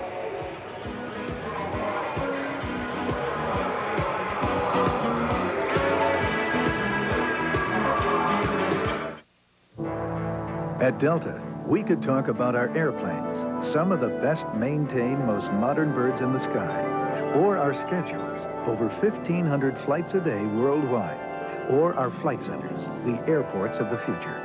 But none of that is as important as people. And when it comes to the Delta professionals, the people who make Delta as great as it is, well, one smile is worth 1,000 words. Delta gets you there. I found a place where we can put up a cabin. I'd like to see it. When you've got to go places where the road comes later, whistle for the 1985 Toyota 4x4, the most powerful small truck ever built, with the highest running ground clearance of any small 4x4. No wonder it's the best-selling small 4x4. And Rachel Stiles, Ted Turner's baseball secretary, down in the owner's box.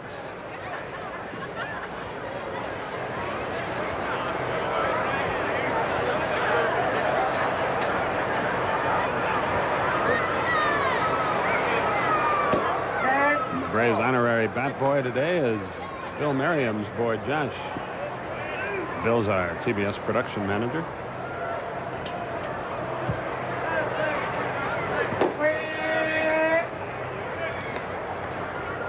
Martinez made an error in the first inning. He was really on the rocks about that.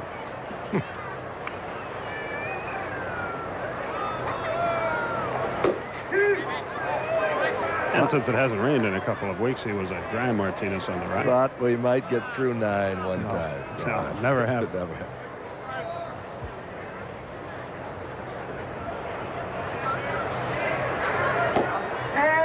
Two balls, 2 strikes. 8:35 is TV time tomorrow from the Dome. Perez and Ryan will pitch.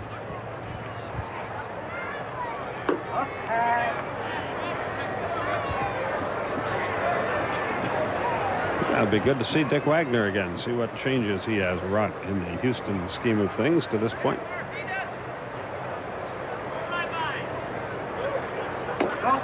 Just missed for the curveball.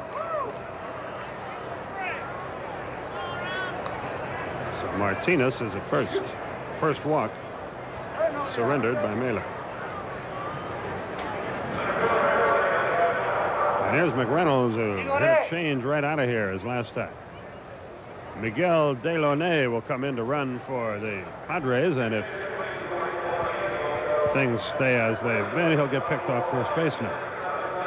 got picked off second as a pinch runner last night. Well, that's got to be the worst feeling in the world. Get in a game for 5 seconds and get picked off. Because of your base running ability. But he can fly.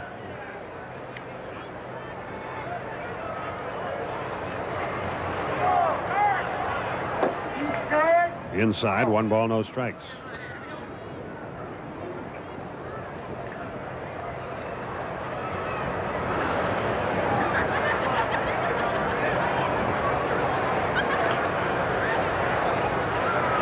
Back on his stomach.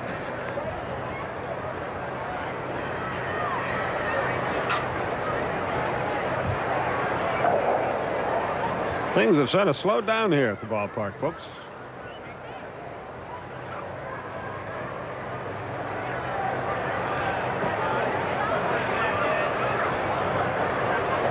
Toronto's changed pitchers in the third. They had a 6-0 lead. Now it's 6-1, and Milwaukee's still batting in that third inning.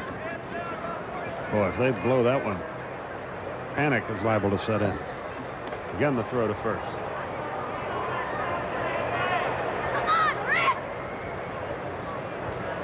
Tampa Bay is not going to win today either. Detroit leads them 23-9 in football.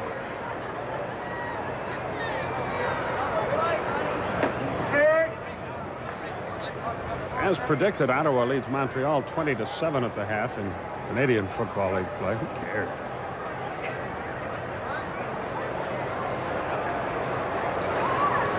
The 2-0 pitch. Right through there is taking all the way, 2-1. If you're going to hit and run, this is a pretty good pitch to do it on.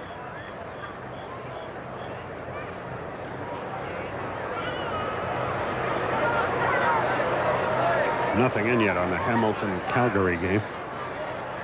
They're not hit and running. It's 3-1. And we have no National Hockey League exhibition scores to pass along yet either.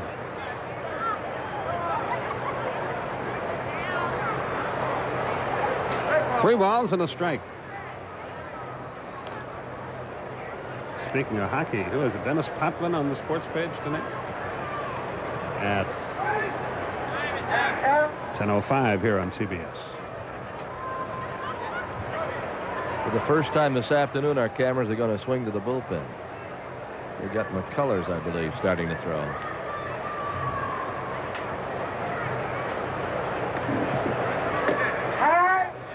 He walked him. 2 on, nobody out.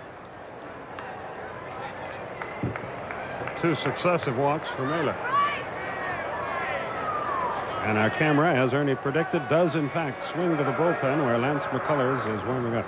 No one has thrown for Atlanta today. That is extremely rare in the month of September.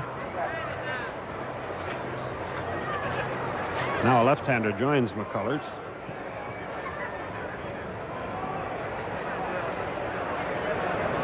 I think it's Craig Lefferts, but I'm not sure. Tim Flannery is the batter with 2 on and nobody out. They try that play again. I'm wrong. It's Bob Patterson, the left-hander in the bullpen for the Padres. That's a great-looking play where the shortstop breaks toward third and the second baseman covers. The only trouble with it is it never works. Looks good, though.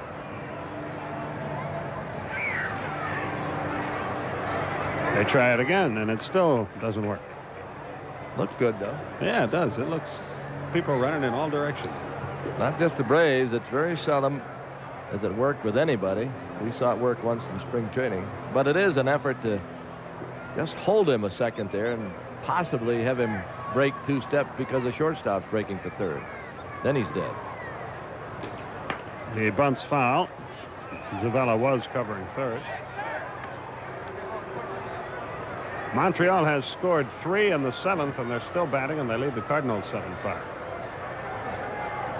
Pittsburgh's creeping up, aren't they? It's like 6-4 in the 8th. With the Mets batting in the top of the 8th. Now the Braves bullpen is busy. Camp is the right-hander. Forster the southpaw. Try that thing again. It doesn't work, but what it does do is cut down on the runner's lead, and that's probably as much what they intend with it as anything else. Just put it in his mind that the second baseman hasn't broken to cover first yet.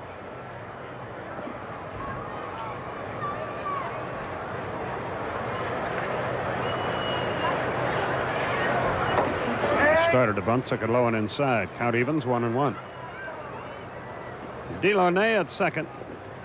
McReynolds at first, nobody out.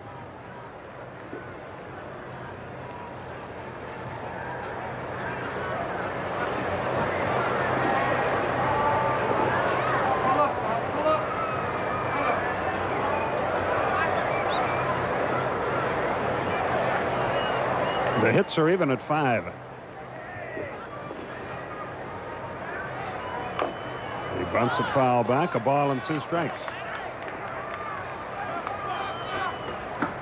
Kurt Babakwa will pinch hit next, or at least he's on deck swinging a bat. So he would pinch hit for Thurman.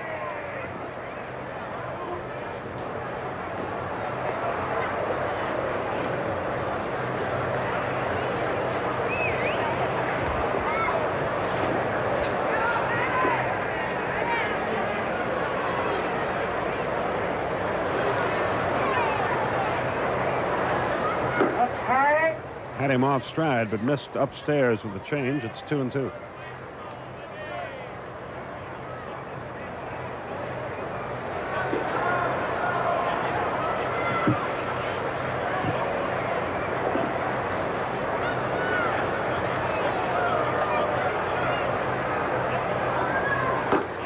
Full count, 3-2. Now Dick Williams has a decision to make. Does he send his runner? Milwaukee's got the bases loaded, 2 in, 2 out, and they trail Toronto 6-3 in the third.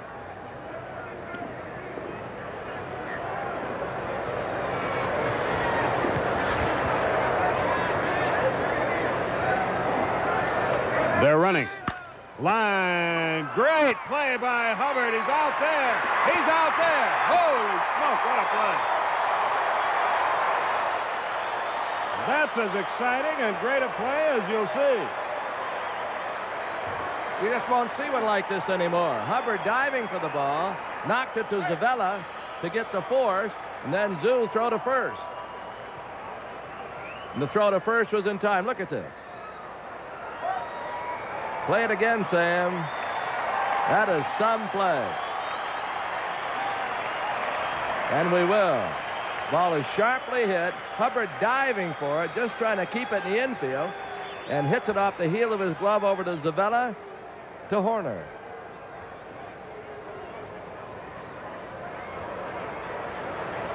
Now Jerry Royster is heading toward the plate, but it's not his turn. It looks like with 2 out and a runner at third, they're going to go back to Thurman. Where are they?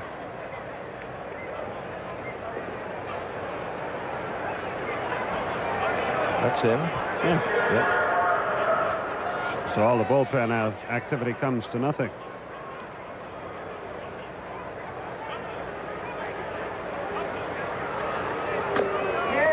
Not a bad idea. He was going to bunt his way on. He missed a terrible pitch. It's 0-1. So thanks to a brilliant play by Hubbard, Mailer with a great chance to get out of it here. He's got the pitcher hitting. Runner at third and 2 out. 0-2. He's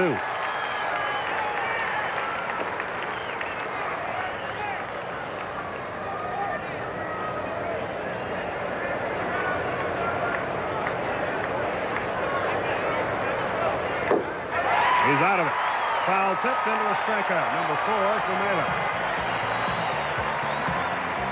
No hits, no runs, no errors, a runner left. We go to the bottom of the 7th. Thanks, Glenn Hubbard. Still tied 1-1.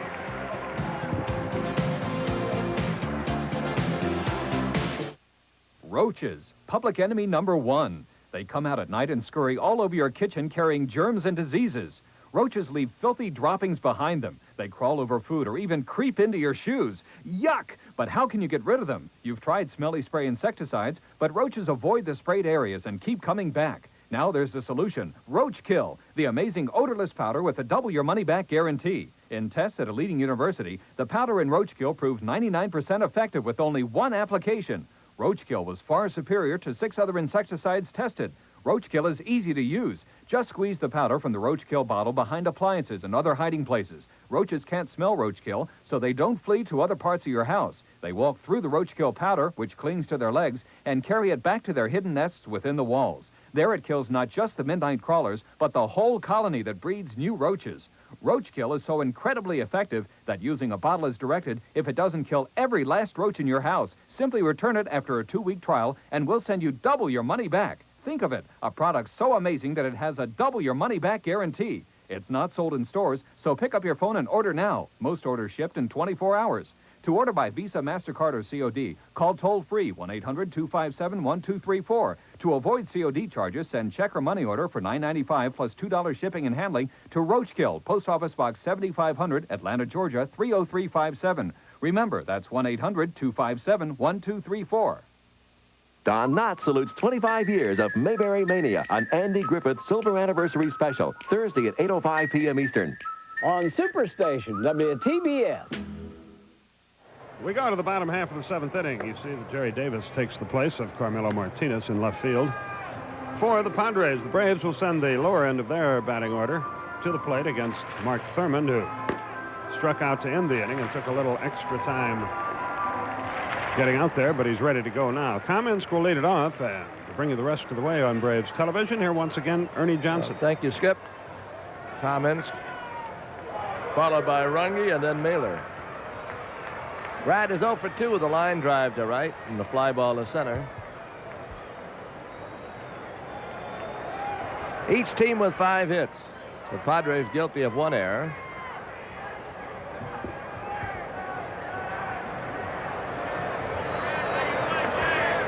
Here's the first pitch. Inside, ball 1.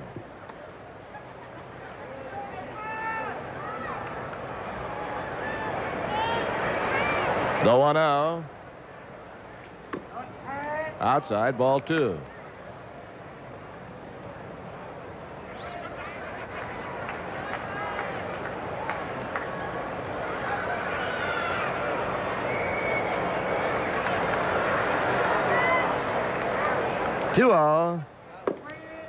Got it over. Cincinnati's playing great baseball, but the Dodgers just won't stub their toe. Reds going for their 4th in a row today, winning easily right now. There's a base hit to left field.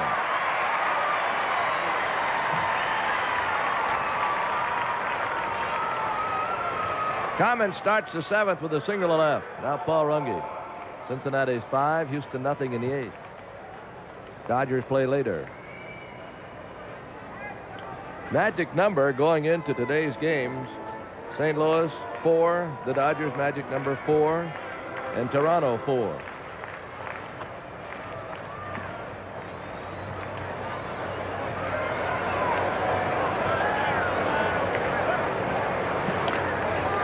Kamensk is back. Runge will probably bunt. He hit safely last time up.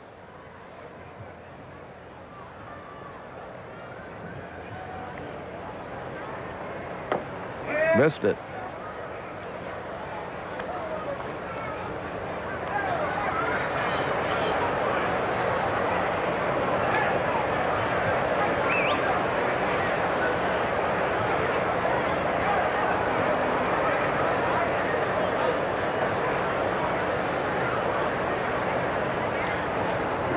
Now the 0-1, instead the first.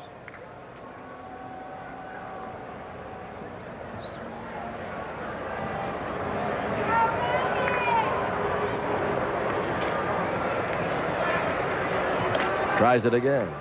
Same result.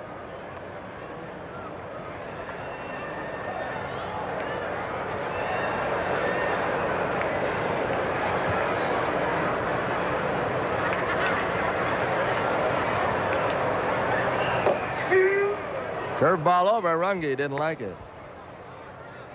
He's behind now. They might take the bunt off. He's looking at Bobby Dews, who got a sign from Bobby Wine.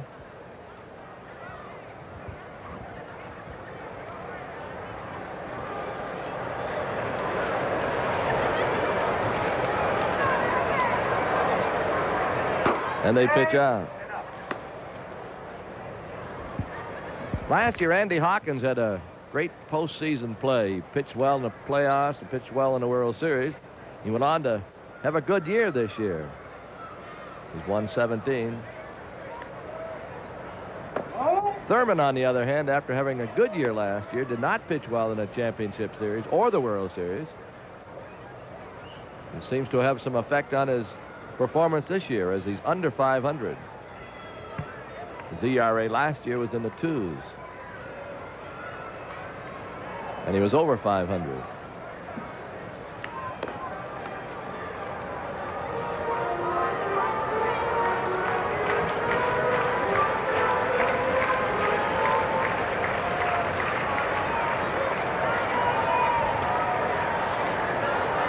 Now the 2-2 once again. 3-2. I wonder if they'll send Cummins. Runge wonders too.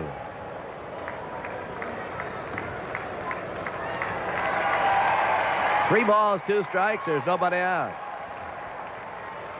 Cummins has good speed. He's stolen 9 bases. Looks like he's going. He's going. And that's driven toward the gap. Left center field. In for a base hit. All the way to the wall. Cummins will score. Paul Runge has made it 2-1.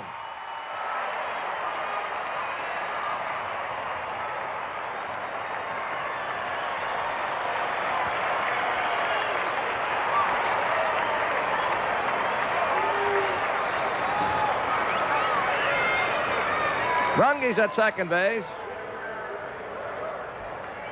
The batter be Rick Mailer.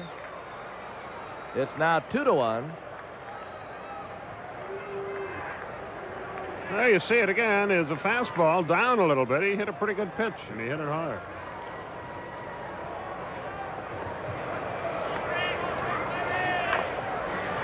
This bunt is foul. For Runge, his 3rd double of the year. His 3rd RBI.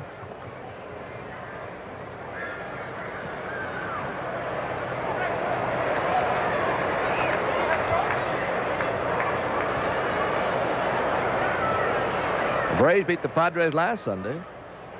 Might as well do it 2 in a row as Mailer talks it over with Dews.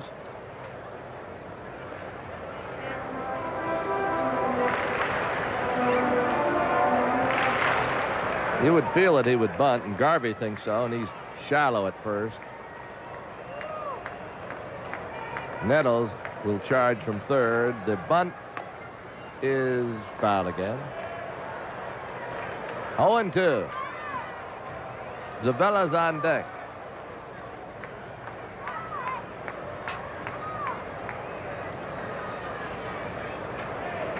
Giants at Los Angeles. It'll be Mason against Bob Welch. Welch is going for his 13th win of the year. He's lost only 4 times.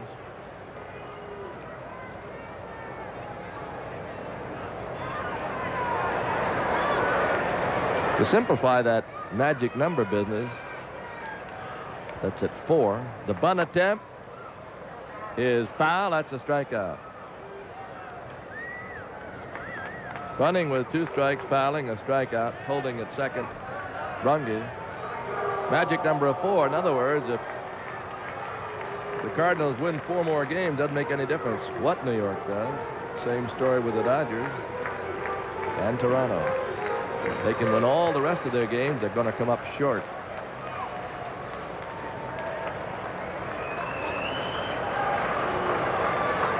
Paul Zavella with a double and a ground out plus a walk. Runge's back.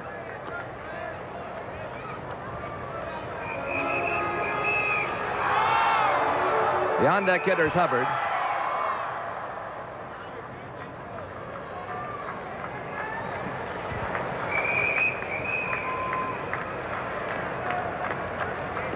Trying to think of that other banner that was so cute we had out here.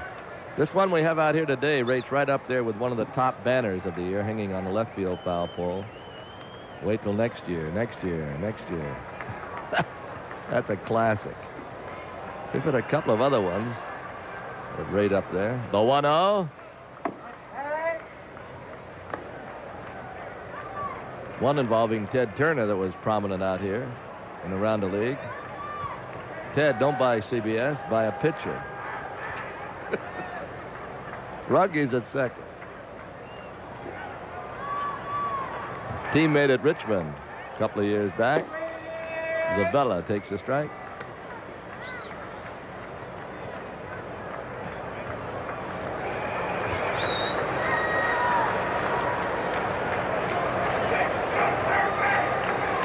The Colors are throwing in their bullpen again.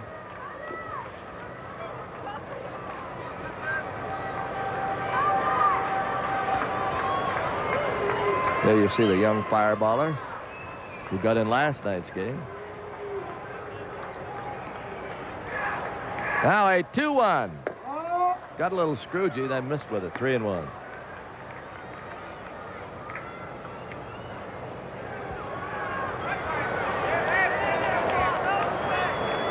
It's all over a week from today in Candlestick Park, San Francisco. 85 goes in the history books. A low fastball over, 3-2.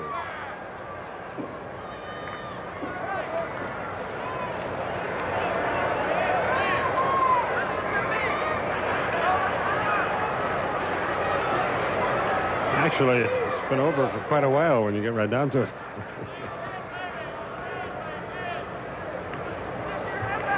Payoff. Fouled away. The attendance today should bring it up to about 1,350,000, and on behalf of Ted Turner and the whole gang,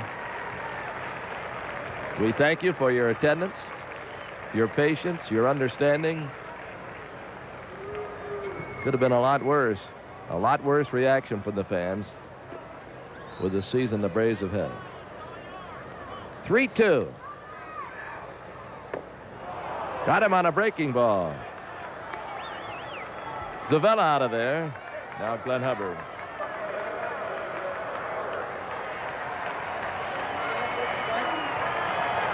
I wonder if he loaded that one up. The bottom really dropped out on that thing.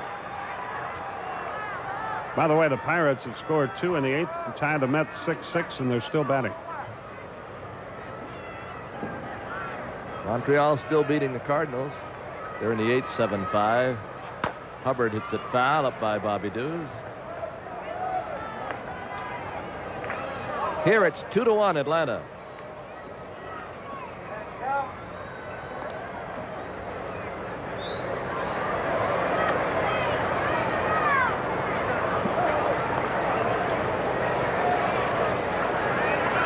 About the 5th inning they played on the PA system. You got to have heart. I think that's from Damn Yankees. It fit in this year. The 0-1 over 0-2.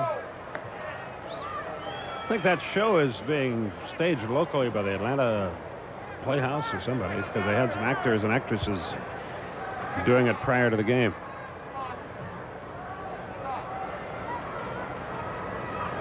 Very popular. Great show. Movie made of it, too. The pitch, a little bit high. Thurman has thrown a lot of pitches, but he trails only 2-1. The Braves have 7 hits, San Diego 5.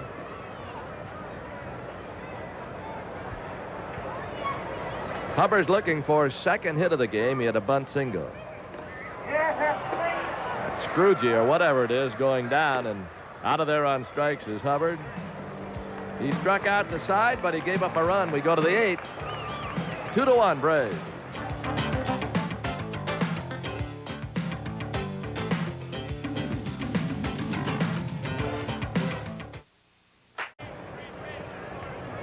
Well done. Royster. Hubbard, nice play. Throws him out. 1 pitch, 1 down, top of the 8th. Boy, that must be something in Yankee Stadium. Earl Weaver has been kicked out of the 2nd game before it started, probably exchanging the lineup card. He was kicked out of the 1st one, so was third base coach Cal Ripken Sr. That's happened to Earl before. Right up at home plate. Get back into it. Here's Tony Gwynn. A ball high.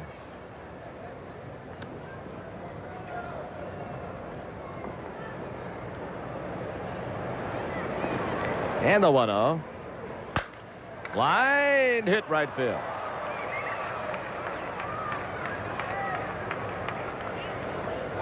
Very seldom does he go hitless. Tony Gwynn with his first hit this afternoon and hit number 6 by San Diego. What do you think he said the second time he got kicked out? Not on Sunday. I bet he said more than that. Yes.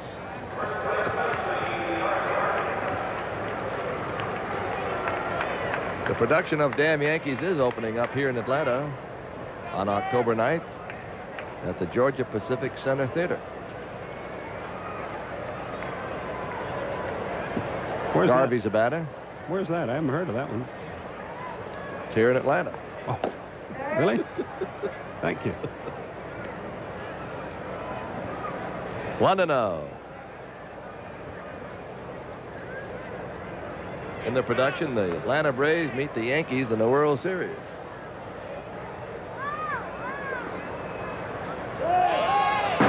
Runner going. The pitch is all the way to the backstop. Looked like Cerrone was crossed up. You've heard us talk about it. If you expect the curve and the pitcher throws a fastball, you're in deep trouble. That might have happened. He never did shift. The ball just tailed up and in.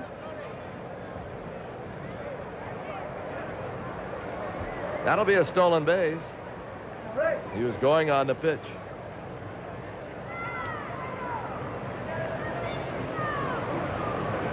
They've got the tying run at second. They've got the tying run with a chance to score, and he will do it. It's a 2-2 game. Garvey with a single up the middle. Make it 2-2.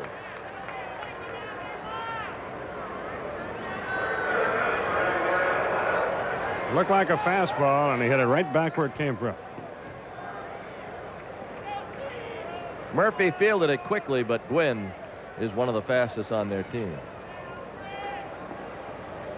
Pittsburgh has taken the lead over New York 7-6. Still batting in the 8th. They've scored 3 runs. They have 1 on and 2 outs. Nettles 0-1. Forster's ready if needed.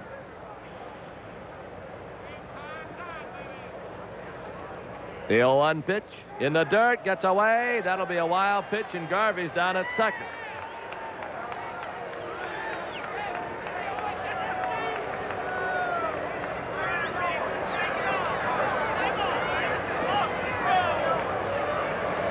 Those are the kind that are really tough. You can't blame Cerrone at all. He shifted, he got his body in front of it, just tried to deaden the ball, but it glanced away at an angle, and the runner moves up. Nettles is 0 for 3. Put Garvey at second on a wild pitch. Off the end of the bat.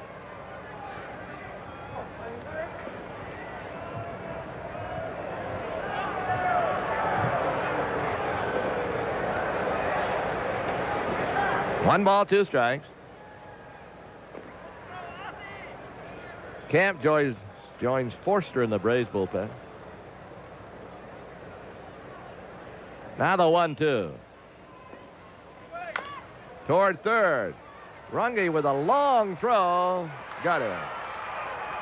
Garvey comes to third. Nice play by Paul Runge.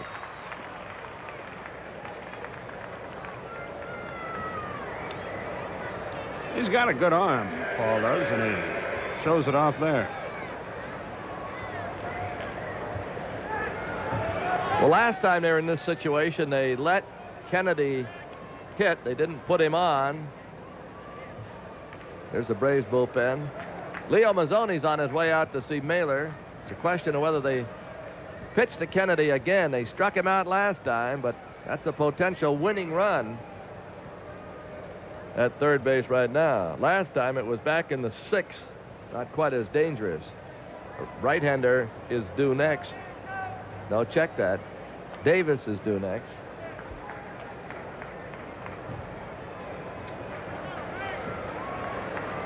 Believe he's a right-hander.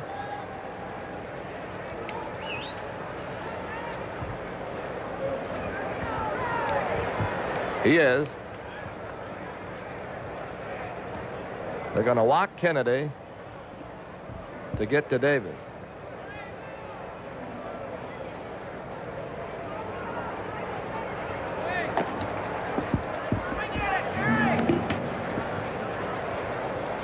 Davis took over for Martinez.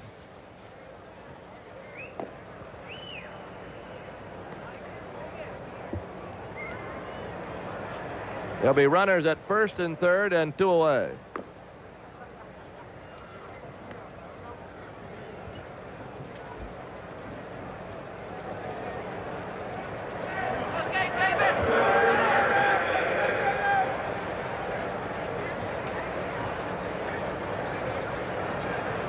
There you see the numbers on Davis. This is only his 41st game and his 52nd at bat.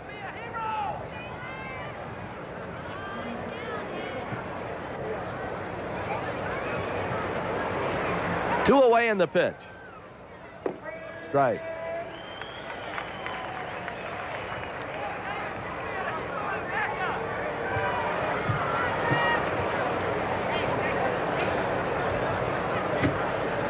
The 0-1.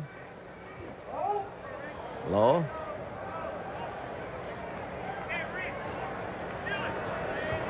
Padres won last night in 13.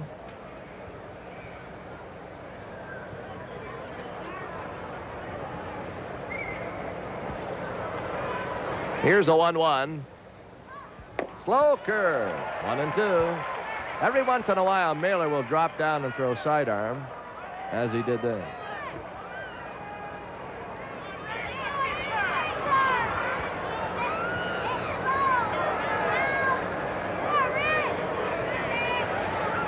Here's a 1-2. Close. 2-2. The Yankees beat the Orioles in the first of 2, 4-0.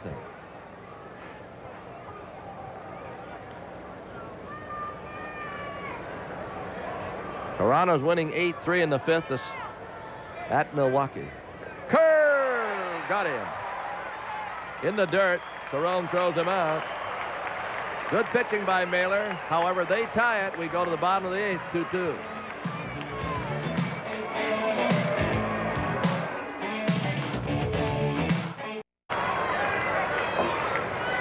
Murphy with an RBI and a ground out in the first, singled in the 6th. Toronto's pounding lumps on the Milwaukee Brewers at County Stadium. It's 10-3 now in the 5th. They want to have at least a 4-game lead with only 3 to play against the Yankees. Bobby Cox would feel happy about that. Everybody and their brother could play in that series. Wouldn't make any difference. 2-0. This guy throws hard. 3-0. They called him up first part of August. He was a starting pitcher in the minors. 3-0. Fastball high. Murphy's aboard. Thurman pitched well. 7 innings, allowed only 2 runs. 7 hits.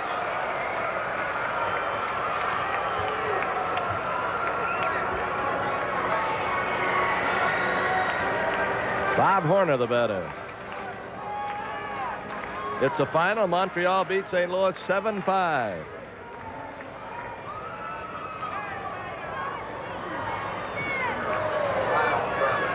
If New York comes back, they're trailing right now.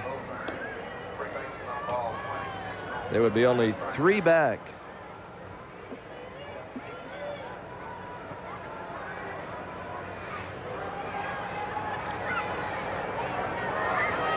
Pitch to the captain is low.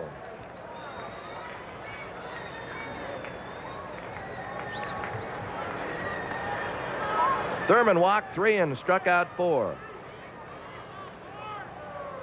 Braves got their batters up to do something about this 2-2 game. Harper's on deck. Horner hitting. Almost got hit. Boy, that Howard Johnson home run in the 9th to tie the game, his 11th of the year. He's had an awful year statistically, but he's gotten some big hits for the Mets down the stretch. Oh, hasn't he? So the Mets got a chance to win and to cut a game off the Cardinals' lead.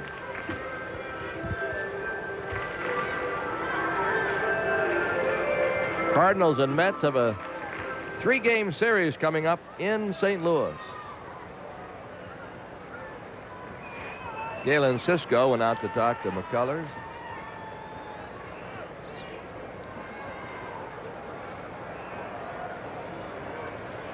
Two-0.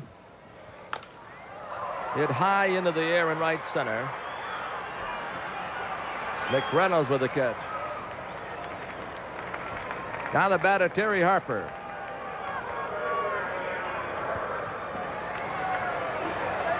Baltimore failed to score top of the first. Yankees batting bottom half of the first and the second game.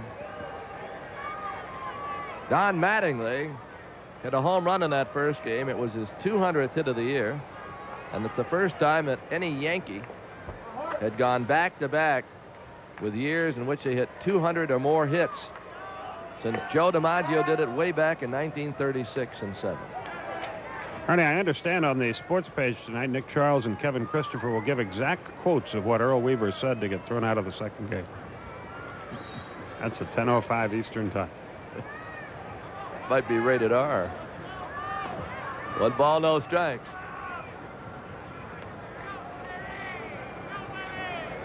He said dirty Macafritz, things like that. They do a great job on that show, by the way. That's really a comprehensive look at the weekend sports.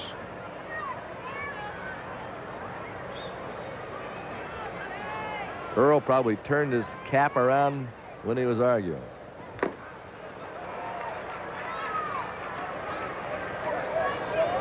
You know, a guy we never mention and should on that sports page is Luis Castillo. He's the guy that puts it all together. He does a terrific job. Now the 1-1 won't be made. Time call for the moment. Harper's had a base hit in 3 tries. 2 official at-bats. He walked once. He really didn't mean to swing. He started to, couldn't check it, fell down. Kennedy helps him up. Almost helped him up. Look at Terry. He's had that kind of day. He's fallen down all over the place. He hit the deck in left field. He hits the deck at the plate. He really got sawed off there. Oop, boom. Kennedy says, "Que pasa?" Keep your feet, you get a draw. Terry's had a good year. 70 RBI. 1-2. Outside. The Giants failed to score top of the first. Dodgers now batting. That's at Dodger Stadium. Runner going. Throw. Out of there. Murphy cut down. Flannery took the throw. And a strikeout. It is the top of the ninth. McReynolds takes a strike. You didn't see it. You're just going to have to take my word for it. And the 0-1, that is not a strike. That's right, Ernie.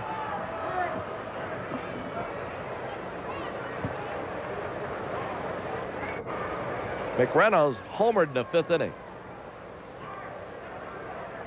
1-1. Pirates bat in the bottom of the 9th. It's 7-7.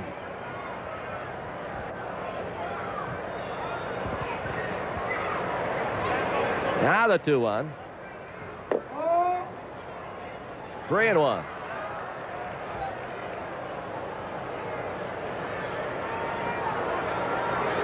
Extra innings yesterday, heading that way today. That's a base hit to left. Boy, he's swinging the bat well. Tiebreaker at first and nobody out. Rays bullpen quiet.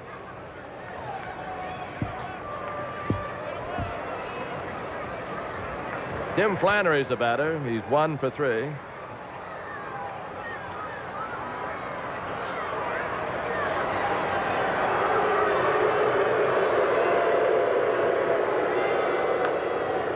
Bunted foul. Now Terry Forster and Rick Camp start throwing.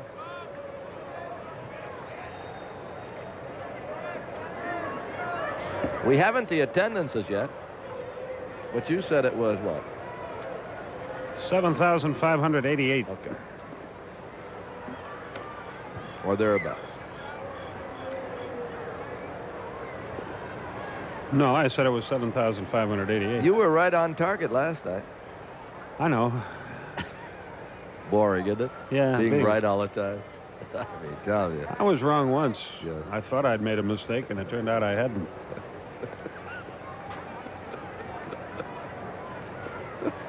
Here's the 0-1. To the mound. Gonna try it. Out at second. Good play by Mailer. Let's see if Zavella's okay. Flannery just bunts this ball too hard. It's almost like a pepper game, and Mailer doesn't hesitate. Give Cerrone credit. I'm sure he was screaming. And there's the hit on Zavella, but he's all right. Bobby Brown inserted into the lineup in the last inning, batting ninth. The pitcher is batting sixth. Brown hasn't been too productive, batting only 158.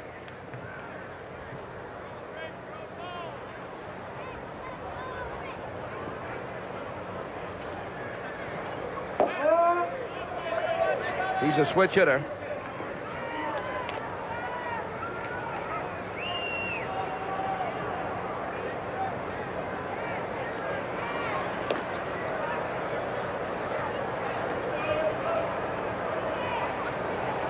Two balls and no strikes. High pop foul, back out of play.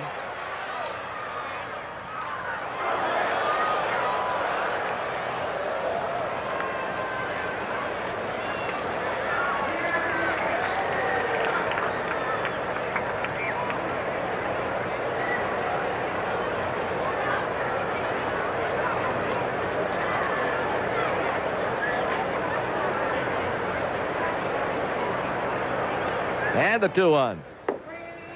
Over. Our ticker has the Giants leading the Dodgers 1-0 after 1. The scoreboard has San Francisco failing to score in the first, but I think they got one.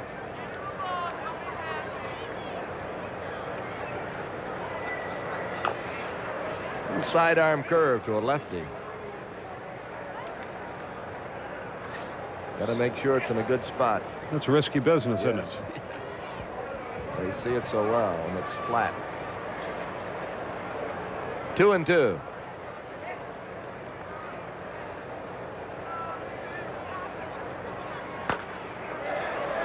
Fouled away again. The 65 Roses Club of the Cystic Fibrosis Foundation honored Bob Horner, Dale Murphy, and Terry Forster today before the game. They do a lot of work for cystic fibrosis. 2-2. Fly ball left, Terry Harper.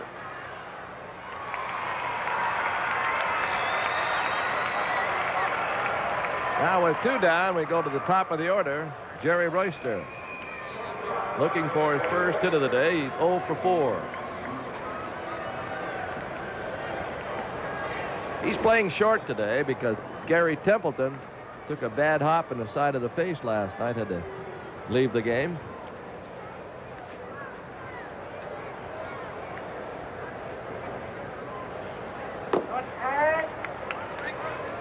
Flannery has a couple of stolen bases, but he's just average speed. He's been caught 5 times.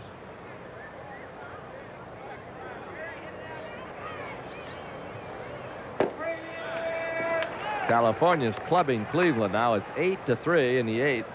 And Minnesota's beating Kansas City 6-3 in the 8th. Those scores stay. The Angels a game up. What do you like of the Texas-Seattle game that's just getting started? Lot riding. Their announcer said the same thing. About our game. About our game. Look at that. Jerry Royster. Dropped one down for a base hit. That'll bring Bobby Wine out of the dugout. He's got the left-hander Forster in the bullpen. And left-hand hitter Tony Gwynn is the batter. He's a very, very good hitter against anybody. So I don't know if Bobby's going to make a move or not. He has not looked to the bullpen. Yeah, another good pitching performance by Mailer here. It's good to know that he's back.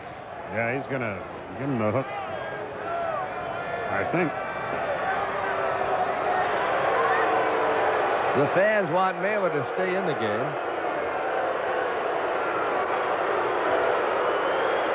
But Forster will be called upon. Mailer will get a nice ovation from the fans here. They're standing behind the dugout. Ricks had 2 good outings in a row. The Braves' best pitcher this year. That a boy, Rick. While Forster takes his warm-up tosses, we'll break away for this message. Be the batter with runners at first and second.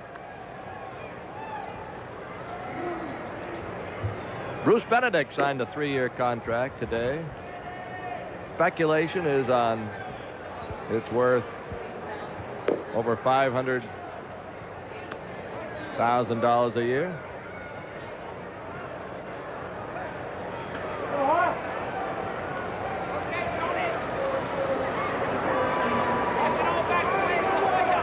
Baylor's just homered for the Yankees in the first with 1 on his 22nd. And the Yankees lead Baltimore 3-0. Still batting in the first.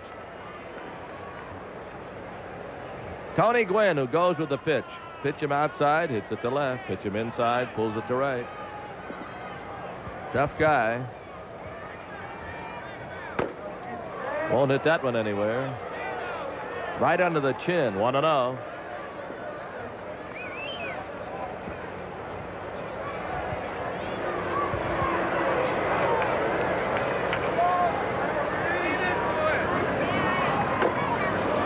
Almost hit him again, 2-0.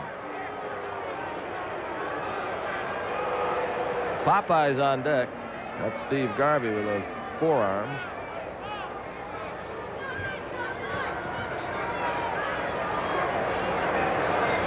Now a 2-0. Make it 3-0.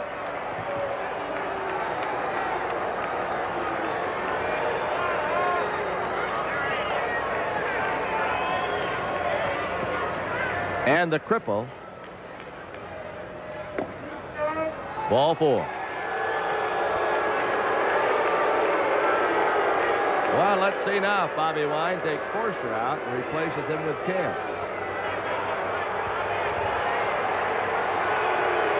Looks like it's going to happen.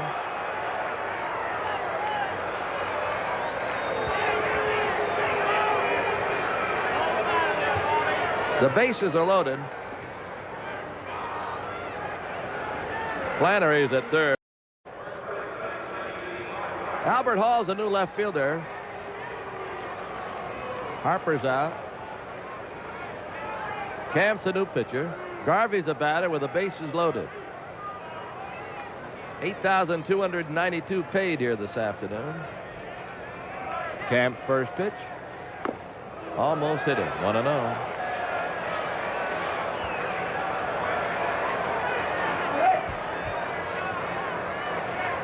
It's 2-2, top of the ninth. Broken bat pop. Zavella. Camp jammed him for out number 3. Extra innings at Pittsburgh. New York 7, Pittsburgh 7.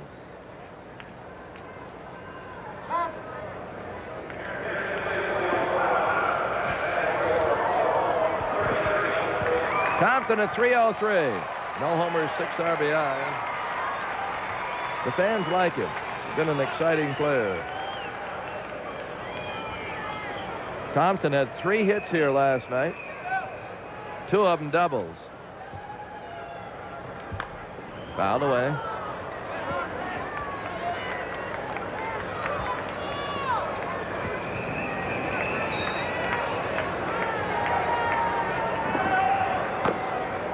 Toronto now leading Milwaukee 11-3 in the sixth.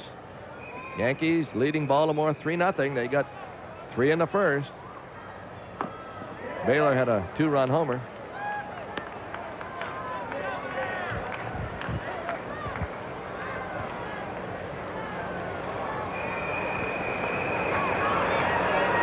And a 1-2. Fouled away. McCullers doesn't get very fancy. He just rears back and lets it fly. Gene Walters starts throwing in their bullpen. Oh, Thompson's hit with a curveball. He's not going to rob. Looked like a curveball that just chased him. It hurt him a little bit too, but he's not going to, as they say, rub. Give anybody any satisfaction. Yeah, I got him very close to the funny bone.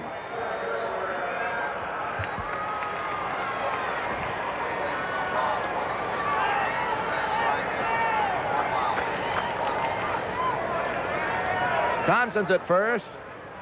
Kamensk is a batter.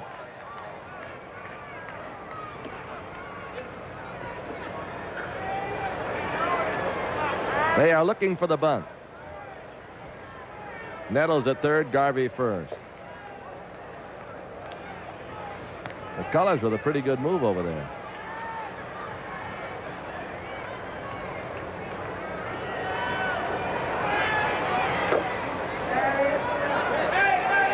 I believe he offered it that. Yes, he did. Home plate ump said he didn't. They asked Rennert, and he said yeah. Yeah, there was no doubt about it. He tried to bunt the ball right there and missed it. The 0-1. High, 1 ball, 1 strike. Boy, it's hard to bunt a guy who can throw hard, especially if he keeps it up a little bit. You tend to pop it up.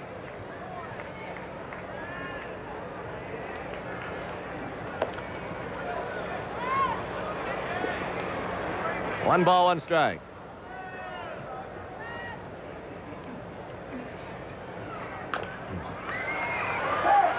Beautiful bunt, and he's going to beat it out. That'll be an error, I believe, on McCullers. He should have had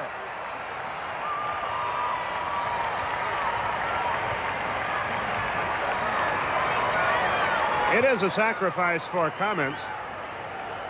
Took a little funny hop on him, and by now there's nothing he can do anyway. It's a sacrifice, an error on the pitcher. 2 are on with nobody out. Now you figure that Paul Runge will be bunting as well, and the Padres will doubtless put a play on with Royster covering third and Nettles charging. That would be my guess. You remember they made the switch, so Albert Hall is batting in the pitcher spot.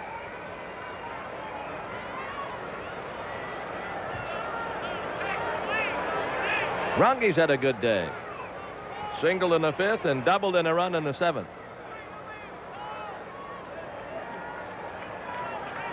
Kamensk at first. Thompson at second. And the bunt attempt, a ball low.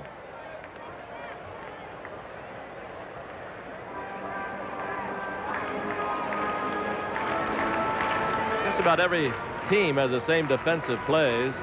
Just a question of when you put it on.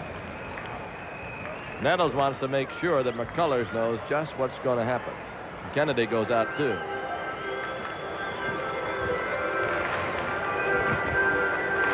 Winning run at second base in a 2-2 game. Mailer went 8 2/3, gave up 9 hits, 2 runs. They were earned, 3 walks, 1 intentional, and 5 strikeouts.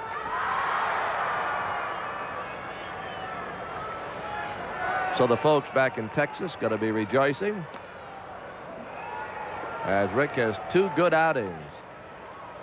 See, that play doesn't work for them either.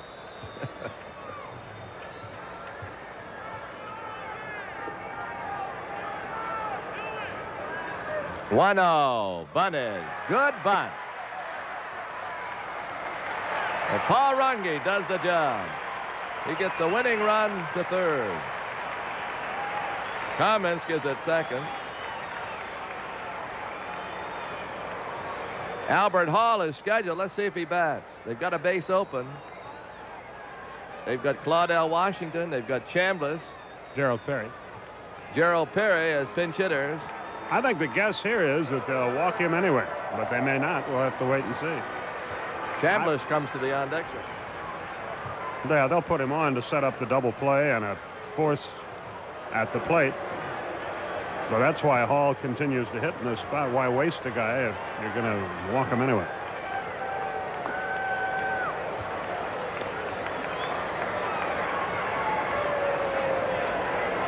We've really beat him to death in this inning, haven't we? Yes. A hit batsman, an error, a sacrifice, and an intentional walk.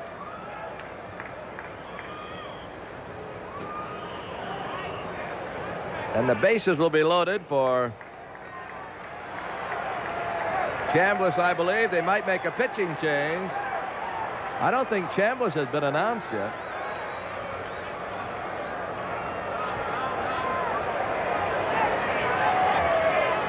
Dick started out, now goes back. He's going to make the Braves announce somebody before he... Yes. Yes. Chambliss. Fred Brocklander went over and then yelled to Marshall Man, Chambliss. The announcement has to be made. Now Williams will come out.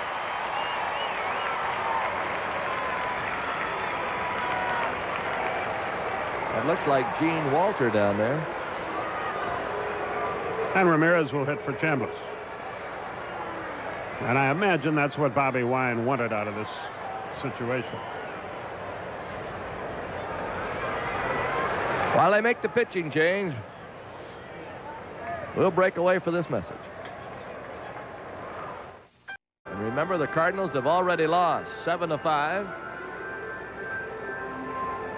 If New York wins, they're only 3 back. I'm not sure if that series starts tomorrow in St. Louis or not. I'm not either. It's either tomorrow or Tuesday. Yes.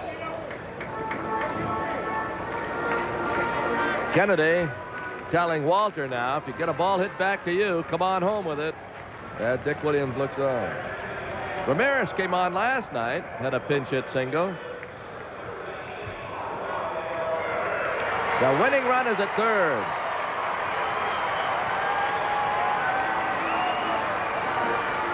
Ramirez with a chance to pick up his 58th RBI. That would match his National League high. They've got everybody in. The outfield at Little League depth. Fly ball of any depth, it's over.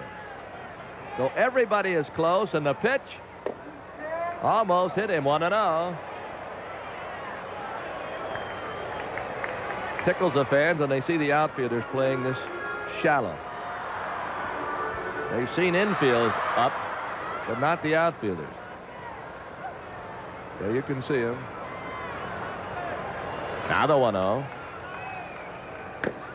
Gets away and almost hit him again. 2-0. The old walk is as good as a hit. Comes into play. Do you manage? Do you turn him loose now? Got to throw a strike. You get a good pitch to hit, or do you make them throw a strike first? I'd like to make them throw a strike. Now I know I make him throw a strike. It's 3-0. In fact, they could go right down the line, and the fans stand up to try to rattle Gene Walter. Bad pitch, and it's over. 3-0. Strike call, 3-1. I got to let him hit here. 3 balls and 1 strike.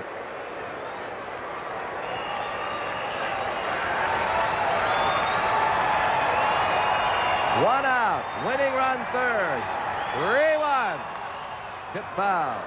Get a good cut, 3-2. Give Walter credit. He came back from 3-0 with the bases loaded and a winning run at third. That's not easy. Plate starts to look like a postage stamp.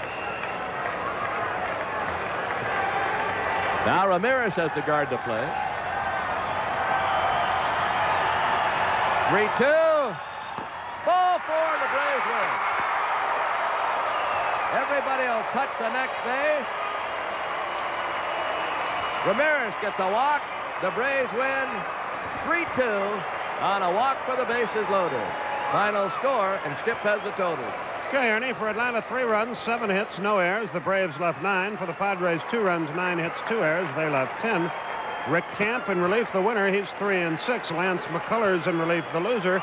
He is 0-2. Rafael Ramirez gets ties his major league high in RBIs with his 58th. It was his 5th game-winning RBI of the year. 8,292 paid to see it.